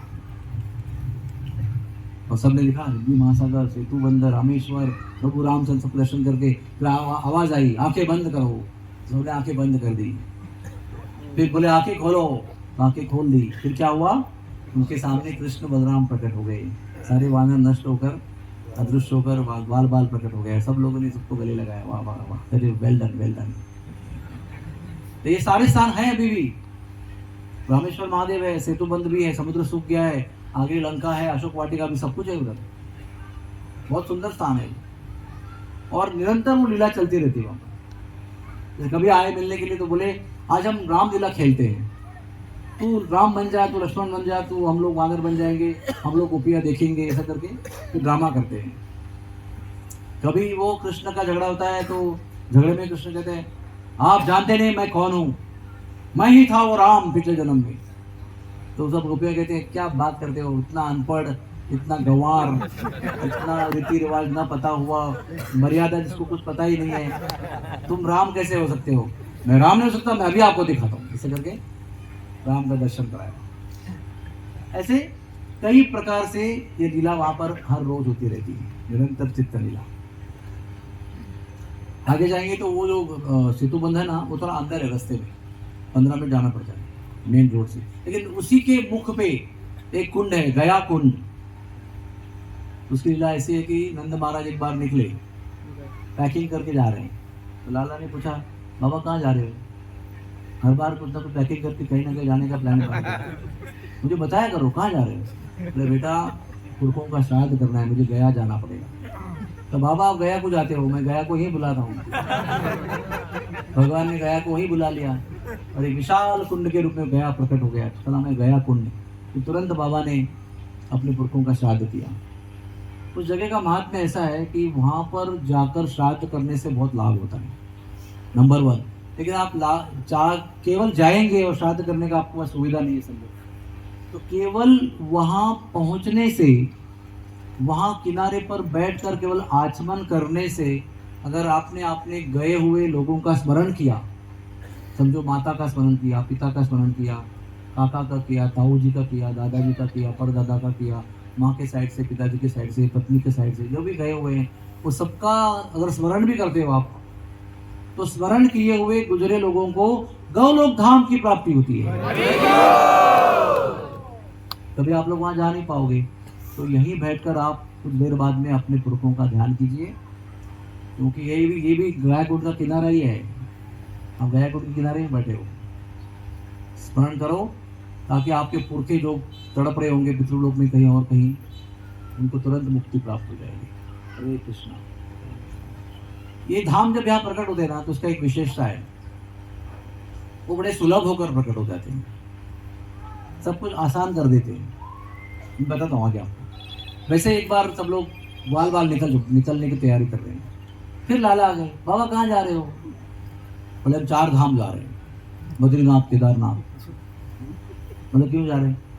तो जब तुम नहीं हुए थे, तुमने वादा किया था कि जब तुम होगे पुत्र प्राप्ति होगी, हाँ, तो हम 4 धाम की यात्रा करेंगे, ऐसे हमने मन्नत मांगी थी। तो बोलते हैं कि आप 4 धाम क्यों जाते हो? इतना दूर है, इतने पहाड़ में, प्राणवायु भी बड़ा कम होता है, बहुत समस्या होती है। मैं उनको यही बुला लेता हूँ, आंखें बंद करो। सभी बाल वालों ने, बुजुर्गों ने आंखें बंद की, और अभी आंखें खोलो। तो वो बीच बद्रीनाथ, नरनारायण ऋषि, यमुनोत्री, गंगोत्री, हर की पेड़ी, राम झूला, लक्ष्मण झूला, हरिद्वार, सब प्रकट हो गया उधर। वो क्या है नाम उसका, मानसरोवर, कैलाश, वो सब प्रकट हो गया उधर। बद्रीनाथ, केदारनाथ सब प्रकट हो गया। तुरंत सबने कपड़े उतारे, तुरंत स्नान वान किया, गंगा जी में किया, जमुना जी में किया, सब में किया, श्राद्ध तर्पण किया, बड़े मन्नत पूरी हो गई। लेकिन कैसे विशेषता है, वो उतना कठिन नहीं है जितना एक्चुअल बद्री केदार है। इतना सा है कि 15 मिनट में चढ़ के पहुंच सकते हैं चोटी पर, ऑक्सीजन की कमी नहीं है। केदारनाथ तो 5 मिनट का ही रास्ता है पहाड़ पर। तो बड़ा पत्थर का बना हुआ नंदी है, उसके 4 पैरों के बीच में केदारनाथ शिवलिंग है। और जितने भी तीर्थ है ये, हवा उनके ओरिजिनल स्थान पे जाओगे, हरे कृष्णा कृष्णा कृष्णा हरे हरे, हरे राम राम राम हरे हरे। जो भी जहां पर भी आप जाओ, समझो बद्रीनाथ, केदारनाथ, गया, जहां पर भी जाओगे, सेतुबंध, रामेश्वर, वहां पर आपको केवल पापों से मुक्ति मिलेगी और शायद मोक्ष मिल सकता है। लेकिन वही धाम जब यहाँ प्रकट होते हैं, तो इस धाम के सानिध्य से और प्रभाव से और इसकी कृपा से वो पाप और नष्ट करना और मुक्ति के साथ साथ कृष्ण की प्रेम भक्ति भी देते हैं यहाँ पर जब आप उनको मिलते हो। और वो आसान भी हो जाते हैं यहाँ पर। वहां जाएंगे आप उस जगह पर जहाँ पर वो हैं, वो बहुत कठिन है वहां जाना, और कर्रे नियमों का पालन करना पड़ता है। जैसे केदारनाथ में पहले बस से जाओ, फिर वहाँ से गधे पे बैठो, खच्चर पे बैठो, फिर वहाँ से वो झगड़ा करो, फिर थक जाओ, फिर वहाँ पर इतना कष्ट है। फिर बर्फ है, कभी ग्लेशियर है, कभी क्या है, जिंदगी का गारंटी नहीं है, हर समय ऐसा होता है। यहाँ पर जाओ, कोई प्रॉब्लम नहीं है, कभी भी आओ, आराम से जाओ। यहाँ से 15 किलोमीटर आगे पहले आदि बद्री आएगा, उसके बाद में बद्रीनाथ, आदि केदार आएगा, केदारनाथ। उसके आगे जाओगे तो बद्रीनाथ आएगा। बहुत सुंदर स्थान, एकदम रमणीक। आपको लगेगा नहीं कि आप ब्रज में हो, लेकिन आप ब्रज में हो, भूलना मत। उसके बाद यहाँ पर एक चरण पहाड़ी है, तो अभी सब फास्ट बताना पड़ेगा आपको। तो चरण पहाड़ी में क्या हुआ कि भगवान साथ साथ में गोपियों को मिलते हैं, साथ साथ में ग्वाल बालों को मिलते हैं, लेकिन दिन में ग्वाल बालों का और गैयाओं का ज़्यादा अधिकार होता है, और संध्या के बाद में फिर गोपियों का टाइम शुरू होता है। तो संध्या काल आया तो भगवान अचानक अदृश्य हो गए, गायब हो गए। तो ग्वाल बाल वैसे ही दुखी थे कि अभी तो छठने का समय आया, और वहाँ गोपियाँ बड़ी आतुर थी, अभी मिलने का समय आया। तो भगवान एक पहाड़ पे चढ़े, वहाँ पर उन्होंने मुरली बजाई। उस मुरली का वर्णन गर्ग संहिता में बड़ा विस्तार पूर्वक दिया है, कैसे कैसे मुरली का ध्वनि सारे आवरणों को क्रॉस करते हुए गौलोक तक पहुंच गई। वो ध्वनि, महाविष्णु भी डोल रहे हैं, वैकुंठ के विष्णु भी डोल रहे हैं, आनंद शेष भी डोल रहे हैं। ऐसी मुरली बजाई, तो उसी एक ही मुरली से उन्होंने गोपियों को कहा, डोंट वरी, अभी आ ही रहा हूं। और ग्वाल वालों को कहा, मैं यही हूं, निश्चिंत हो जाओ। तो वो चरण पहाड़ी, यानी जहां पर मुरली बजाई, खड़े होकर पत्थर पर, वो पत्थर पिघल गया और चरणों का चिन्ह निर्माण हो गया। तो चरण पहाड़ी के सामने एक लुक कुंड है, एकदम दिखता है ऊपर से। वहां पर भगवान ने बाल्यपन में लुका छुपी खेल खेला था, ब्लाइंड फोल्ड। बहुत सुंदर स्थान है। उसके बाद में विमल कुंड, यहाँ का तीर्थराज विमल कुंड, जैसे पूरे ब्रज का तीर्थराज है वो। छोटी सी कहानी, लंबी कहानी है लेकिन छोटी सी करके बताते हैं आपको। भगवान कृष्ण यहाँ पर लीला कर रहे हैं, छोटे बालक रूप में खेल रहे हैं। तो उधर एक सिंध प्रांत में एक राजा था, विमल राजा। सिंध प्रांत आज पाकिस्तान में है, कहते हैं सिंधु नरेश, जहाँ पर सिंधु नदी बहती है। तो वहां पर क्या हुआ, वो राजा को पुत्र प्राप्ति नहीं हो रही थी। 16,000 पत्नियां थी, प्रयत्न कर करके थक गया वो। फिर याज्ञवल्क्य ऋषि को बुलाया, वो त्रिकालदर्शी थे, उन्होंने ध्यान किया तो बोला कि आपके भाग्य में पुत्र है ही नहीं, लेकिन आपके भाग्य में केवल 3 करोड़ कन्याएं हैं। एक कन्या की समस्या क्या होती? एक कन्या की समस्या क्या होती? आपको कन्या ही है ही नहीं ना, तो आपको कैसे पता? जो जिनको कन्या उनको पूछो। जन्म होते ही विवाह कैसे होगा, किससे विवाह कराऊंगा? राधा रानी के जन्म हुआ तभी पहले ही गर्ग मुनि को विश्वान महाराज ने प्रश्न पूछा, महाराज इसका पति कौन होगा? और पति तो बाजू में ही है, हमारे घर में आया हुआ है, डोंट वरी। तो बोलते आप ही विवाह करने आ जाओ। नहीं नहीं नहीं, मैं नहीं कर सकता, वो ब्रह्मा जी ने ठेका ऑलरेडी ले लिया है, ऑलरेडी टेंडर पास हो गया, उनका नंबर लग गया है, वो आएंगे और भांडीरवन में इनका विवाह करेंगे।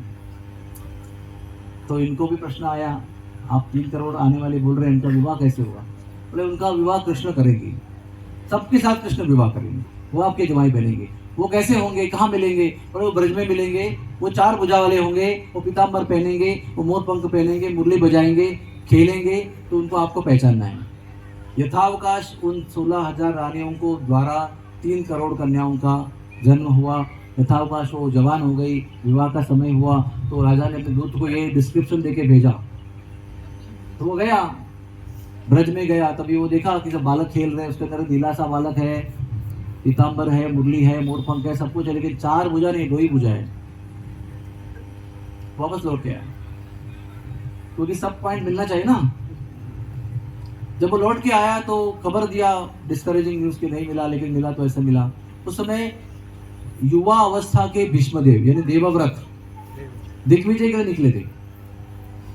अभी सिंधु नरेश तो भक्त हैं, तो उधर को युद्ध का समय नहीं, कोई घोड़ा रखने का, युद्ध करने का समय नहीं, तो बैठ के भोजन कर रहे हैं, हाथ मिला रहे हैं, आगे जा रहे हैं। तो जब भोजन करने का समय आया तो दूत आया, बताया ऐसे ऐसे, तो तुरंत उन्होंने विष्णुमान देव को यानी देवव्रत को प्रश्न किया कि महाराज ये समस्या है, मैं 3 करोड़ कन्याओं को विवाह कैसे करूं?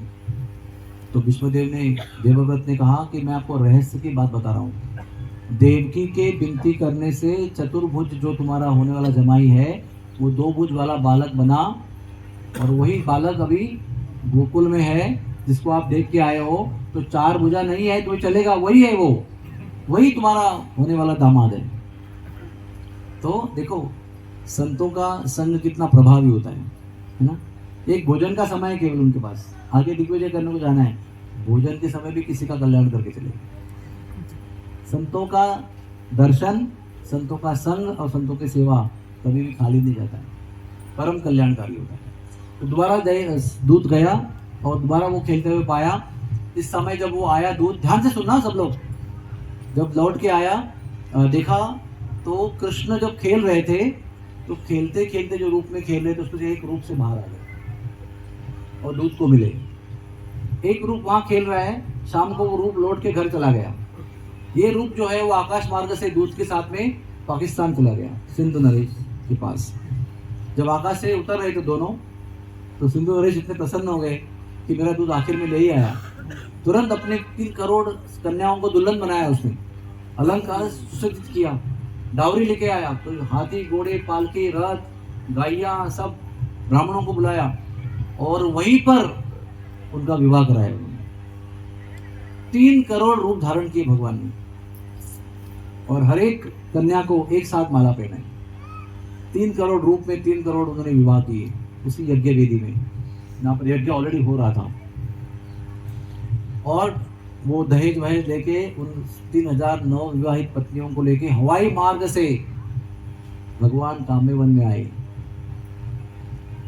इसलिए मैं आपको कथा बता रहा हूँ। 3 करोड़ सुंदरियां को लेकर भगवान काम्यवन में आए, और वहां पर उन्होंने 3 करोड़ महल बनाए, और हर एक महल में एक एक रूप धारण करके एक एक पत्नी के साथ में निवास किया।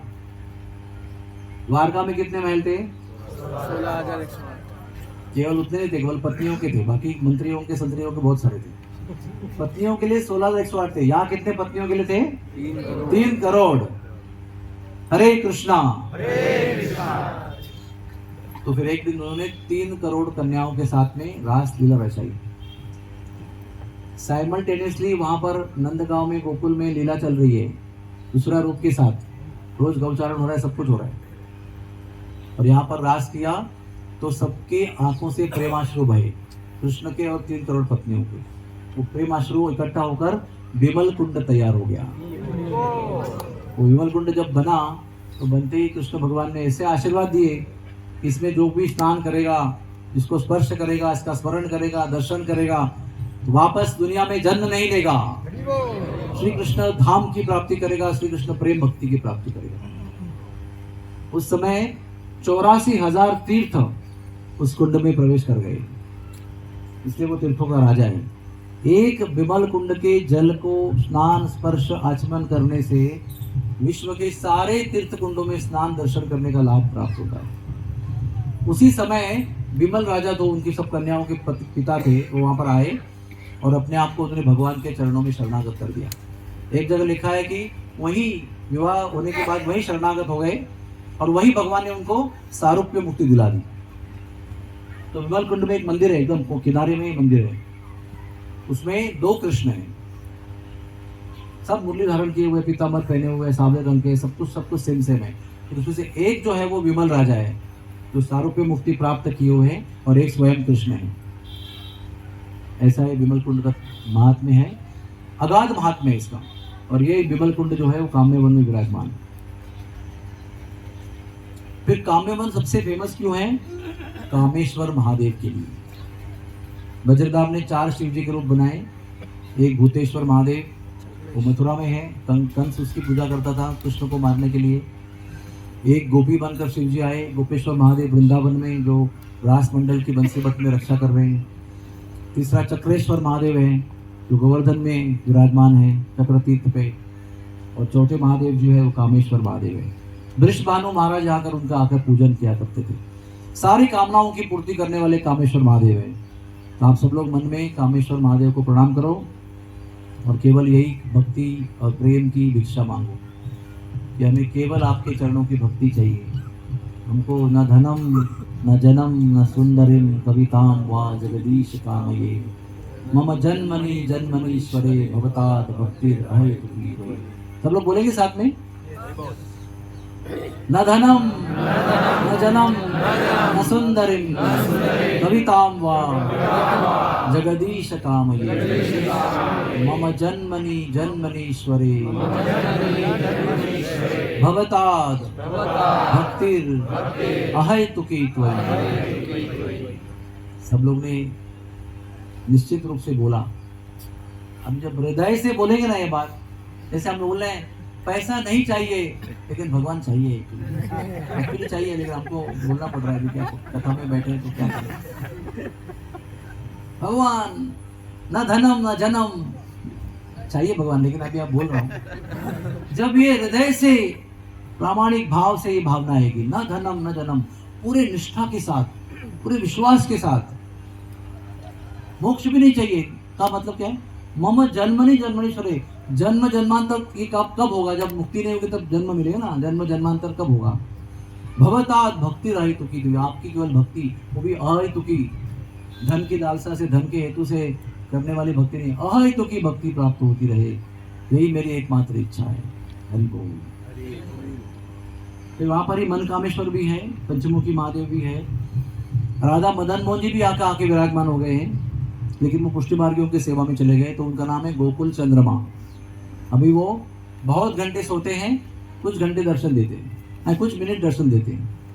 बालक है ना, बालक बहुत सोता है, भूख लगने पर दूध पीने के लिए उठता है, फिर सो जाता है, उतना ही दर्शन है।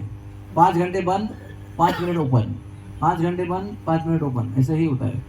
उनका नाम है गोकुल चंद्रमा, लेकिन हकीकत में वो राधा मदन मोहन जी है। वहाँ पर रुके थे, वहाँ से अभी करौली चले गए। राधा गोपीनाथ जी भी वहाँ पर चले गए काम्य वन में। बहुत सुंदर भव्य मंदिर है उनका, राधा गोपीनाथ जी का काम्य वन में। फिर 84 खंबा है। 84 खंबा, ये जहां जहां निवास किया नंद बाबा ने गोकुल में निवास किया, छठेकरा में निवास किया, काम्य वन में भी निवास किया है, और नंदगांव में लास्ट में चले गए। इतने जगह मुंह हो गए वो, केवल कंस के आतंक की वजह से शिफ्ट करते रहे। लेकिन जहां जहां उन्होंने निवास किया, वहां 84 खंबा का निर्माण किया। 84 खंबा का मतलब क्या होता है? जब हम लोग हॉस्पिटल बनाया तो हमने एक कॉन्फ्रेंस रूम बनाया। क्यों बनाया? कि मेन व्यक्ति वहाँ पर आकर बैठ के मीटिंग कर सके और योजना बना सके कि क्या करना है, कैसे आगे बढ़ाना है, कैसे संकट आ रहा है, कैसे उसको मिटाना है। तो ये मीटिंग रूम है, वहाँ पर चर्चा होती है क्या हुआ और क्या करना है इसके बारे में। 84 में वैसे ही कॉन्फ्रेंस हॉल है। हर रोज़ वहाँ पर शाम को कृष्ण भगवान जब लौट के आते हैं तो आकर मिलते हैं, उस दिन क्या हुआ उसके बारे में चर्चा करते हैं, उसके आगे क्या करना है उसकी चर्चा करते हैं। तो वो एक वैष्णव गोष्ठी का स्थान है। वहाँ पर कृष्ण के प्रति चर्चा होती है, कृष्ण के विषय में चर्चा होती है, कृष्ण के विषय में क्या किया जाए, रक्षा कैसे किया जाए, सेवा कैसे की जाए, अच्छी तरह से कैसे की जाए, उसके विषय में चर्चा होती है। इसलिए 84 खंबा बहुत पावरफुल स्थान है, क्योंकि केवल कृष्ण के विषय में वहाँ पर चर्चा होती है। फिर यहाँ पर अभी इस जगह का तो कथा बताना रह गया इतना लंबा चक्र में, कोई बात नहीं, फिर बताएंगे आपको। ये भगवान का भोजन थली है। यहाँ पर भगवान ग्वाल लीला में आकर बैठकर भोजन करते हैं। एक राजकुमारी थी जो अपने पिता के संग में युद्ध करती थी, उसका नाम था कृष्णावती, पिताजी का नाम था कुवलाश्व। तो कुवलाश्व और कृष्णावती ने मिलकर अनेकों युद्ध जीते, बचपन से लेकर जवान होने तक हर समय जीतते रहे। एक दिन ऐसा भयंकर युद्ध हुआ कि पिता का वध हुआ और सारी सेना भी नष्ट हो गई और अकेली कृष्णावती बच गई और भाग गई। तो इतना सारा यश प्राप्त करने के बाद एक अपयश उससे सहन नहीं हुआ, तो विरक्त हो गई और काम में वन में आई। तो यहाँ पर तप किया उसने। तप करके जब एक बार वो कुंड में स्नान करने गई तो वहाँ पर विष्णु ने दर्शन दिया उसे। तो विष्णु ने पूछा, मैं आपके तप से बहुत प्रसन्न हूँ, आप क्या चाहते हो? उसने कहा कि मैं ऐसी शिला बनूं जिसपे आप कृष्ण बनकर, बालक बनकर आकर बैठकर भोजन करें। तो भगवान ने कहा तथास्तु। तो उस समय तो उसकी गोलोक में मुक्ति हो गई, पहुंच गई गोलोक में। लेकिन जब भगवान ने द्वापर में दोबारा अवतार लिया तो ये यहाँ की इंदुसेन शिला बन गई। यहाँ जो शिला है ना, उसका नाम है इंदुसेन शिला। उसमें अपने आप कटोरे और प्लेट और सब बना हुआ है। भगवान ने बड़े प्रेम से आकर अपने सारे घर से लाए व्यंजन उस प्लेट में रखकर वहाँ पर बैठकर भोजन किया है। इसलिए उसको भोजन स्थली भी कहते हैं और भोजन थाली भी कहते हैं। ऊपर दूध कटोरा है, देखा आपने ऊपर? वहाँ पर बलराम जी बैठकर चुप चुप के दूध पी रहे थे अपने मटके में। तो सब लोग देखे, अरे दाऊ जी कहाँ है? तो ढूंढने लगे तो ऊपर मिले, चुप चुप के दूध पी रहे थे। सबने जाकर उनको धक्का दिया तो मटका जो दूध का था वो लुढ़क गया। वो जो इंदुसेन शिला है ना, जहाँ पर तो थाली वाली बनी हुई है, उसके बाजू में एक शिला है, उसमें एक धार लगी हुई है, देखो दूध की सफेद रंग की धार लगी हुई है, दूध की धार। वो दूध जो वहाँ सा गिर गया वो ऊपर से निकलता हुआ नीचे आया और उतने ही दूध से क्षीर सागर कुंड प्रकट हुआ। ये जो कुंड यहाँ पर है ना, वो क्षीर सागर कुंड है। इस लीला के माध्यम से भगवान ने क्षीर सागर धाम को काम्य वन में चिरंतन निवास दिया। हरे कृष्णा कृष्णा कृष्णा हरे हरे, हरे राम राम राम हरे हरे। तो यहाँ पर फिर भगवान हमेशा खेलने को आते थे। एक बार खेलने को आए तो उन्होंने 3 ग्रुप बनाए खेल में। तो बोले आज हम चोर पुलिस खेलेंगे। तो 1/3 पार्टी चोर बनेगी, 1/3 पार्टी पुलिस बनेगी और 1/3 पार्टी बकरी बनेगी। चोर बकरी को चुराएंगे, पुलिस उनको पकड़कर बकरी को छुड़ाएंगे। चोर बकरी को पकड़ के ले जाएंगे, पुलिस बकरियों को छुड़ाएंगे और चोरों को पकड़ के ले जाएंगे। ये खेल शुरू हुआ। उसी दिन एक ग्वाल बाल बीमार हुआ था, वो खेलने को नहीं आया था। राक्षस जो था व्योमासुर, उसने थोड़ा सा शड़ी किया था, तो पता चला कि ये ग्वाल बाल नहीं आया, तो उसी का रूप धारण करके वो आ गया। कृष्ण बलराम इतने चतुर हैं कि उनको करोड़ों ग्वाल बाल हैं, उनके करोड़ों बछड़े हैं, क्या क्या बताऊं आपको, लेकिन हर एक को जानते हैं और ये भी जानते हैं कि आज कौन आया है कौन नहीं आया है। तो सुबह तो नहीं आया था, लेकिन दिन में खेलने में दिखाई पड़ा तो समझ गए ये तो राक्षस है, लेकिन बड़ा ठीक है खेलने का हमारे साथ। कुछ देर बाद क्या हुआ, वो जो राक्षस था जो ग्वाल बाल बन के आया था, वो सारे ग्वाल बालों को जो मेंढक बने हुए हैं उसको लेकर जाकर इसी पहाड़ की गुफा में छुपाने लगा। कुछ देर के बाद में दिखाई पड़ा कि अरे सब बालकों की संख्या कम होती जा रही है। अपेक्षित क्या है बकरी को पकड़ेगा तो पुलिस उन दोनों को पकड़ के लेके आएगा ना, यानी नंबर सेम रहेगा ना, चोरी कम कि नंबर बहुत कम कम कम होते गया। तो दाऊ जी ने कहा, अरे कन्हैया ये क्या हो रहा है? तो कन्हैया ने कान में कहा, वो जो है ना वो ग्वाल वाल नहीं है, वो तो नहीं आया हुआ है, ये तो राक्षस है, क्या करूं? तो बलदेव ने कहा, मार दो उसको। तो पीछे से गए, उसको पकड़ा और जैसे ही मारना शुरू कर दिया, उसने पहाड़ जैसा विकराल रूप धारण कर दिया, इतना विशाल, आकाश तक उसका रूप हो गया। तो कृष्ण ने भी सबके सामने आकाश तक का रूप धारण कर दिया और स्पेस में उनका युद्ध शुरू हुआ, यहीं पर, इसी जहां बैठे आप लोग। और वो स्पेस में जंप मार रहे हैं, कभी जमीन पे गिर रहे हैं, कभी यहाँ से उठ रहे हैं, कभी वहां से मार रहे हैं, आकाश में युद्ध कर रहे हैं। तो ये पहाड़ पर कई बार कूदे वो, और जहां जहां भगवान हाथ पर कूदे वहां पर हाथ के निशान बने, जहां पैर से कूदे वहां पैरों के निशान बने, जहां घुटने पर कूदे घुटने के निशान बने, और जहां जहां कूदे वहां पर फूलों की और मोतियों की माला भी जब पटकी तो उसके भी निशान बने। तो उस पहाड़ पर केवल भीमासुर की गुफा नहीं है, उस पहाड़ पर फूलों की माला के निशान है, हस्त चिन्ह है, पाद चिन्ह है, घुटने के चिन्ह है, सब कुछ है उधर। और वो घनघोर युद्ध होने जब हो रहा था, तभी पृथ्वी देवी वो युद्ध की घनघोरता को देखकर कांप रही थी, इतना भयंकर युद्ध हो रहा था, और सारा आतंक तो उस पर था ना, उसी पर आकर वो पटक रहे थे अपने आप। तो पृथ्वी को कांपते हुए देखकर बलराम जी ने अपने बाएं पैर से अंगूठे से पृथ्वी को दबाया और अपना उत्तरी ऐसे नीचे गिराया और कहा, पृथ्वी आप निश्चिंत रहो, मैं हूं ना। पृथ्वी को स्थिर कर दिया उन्होंने, निश्चिंत कर दिया। तो वो बलराम जी का चरण चिन्ह भी इधर ही है, पास में, थोड़ा सा दूर है, उसे छोटी जगह है बहुत। तो इतने सारे हस्तपाद अलंकार और फूलों की माला के चिन्ह बने।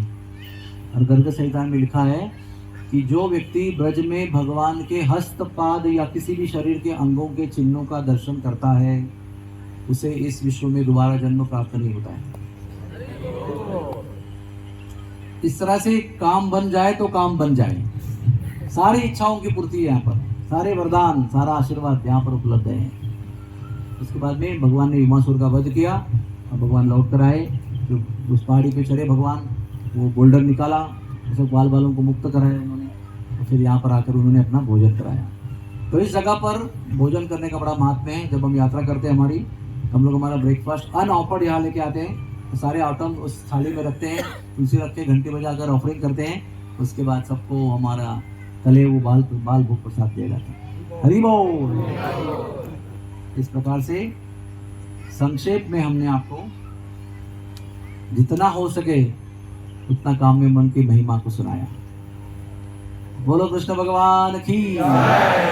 वैसे तो काम्य वन की जो लीला है, ये बराह देव ने भूमि देव को सुनाई है, जिसको आदि वराह पुराण कहते हैं। और ये पुराण, आदि वराह पुराण को कहाँ बताया गया? विश्राम घाट पे जब ही हिरण्याक्ष को मारकर भगवान वराहदेव विश्राम फरमा रहे थे, तब भूमि देवी बनकर भगवान के सामने प्रस्तुत हुई और उन्होंने प्रश्न पूछा कि आपने मुझे कहाँ रखा, उसकी महिमा बताओ। तो भगवान ने कहा, मैंने तुम्हें वृंदावन धाम पे रखा। तब भगवान ने वृंदावन धाम में जो भी चलता है वो सब लीलाओं का वर्णन किया, बहुत विस्तार में, एकदम सुंदर। और वो आदि वराह पुराण। तो आदि वराह पुराण में काम्यवन की बहुत विस्तृत लीलाओं का वर्णन, एकदम विस्तृत लीलाओं का। मैंने आपको कुछ 10% लीलाओं का वर्णन किया है। यहाँ पर इतने सारे कुंड है, इतनी लीला स्थली, आप देखकर हैरान हो जाएंगे। बट आपको समय कम है, तो आपको यहीं बैठकर हृदय से प्रार्थना करनी चाहिए, क्योंकि आप धाम में आए हो, सब काम की पूर्ति करने वाले धाम में आए हो, तो सावधान रहना कि कहीं गलती से आप ऐसे वैसी कामना मत करना, जो उसकी भी पूर्ति होगी, लेकिन उस पूर्ति का आनंद ज़्यादा समय नहीं टिकेगा। इसलिए मांगना तो वो चाहिए जो परमानेंट हो, जो हमारे आत्मा के कल्याण में हो, और जन्म जन्मांतर तक उसका लाभ होता रहे। ये तो इस जन्म में भी कुछ समय का लाभ है, इस जन्म के भी पूरा लाभ नहीं होता है। इसलिए ऐसे कामना करो ही मत। केवल न धनम न जनम न सुंदरिम कविताम वा जगदीश कामये मम जन्मनि जन्मनि भवताद भक्तिर अहैतुकी त्वयि। हरे कृष्णा कृष्णा कृष्णा कृष्णा हरे हरे, हरे राम राम राम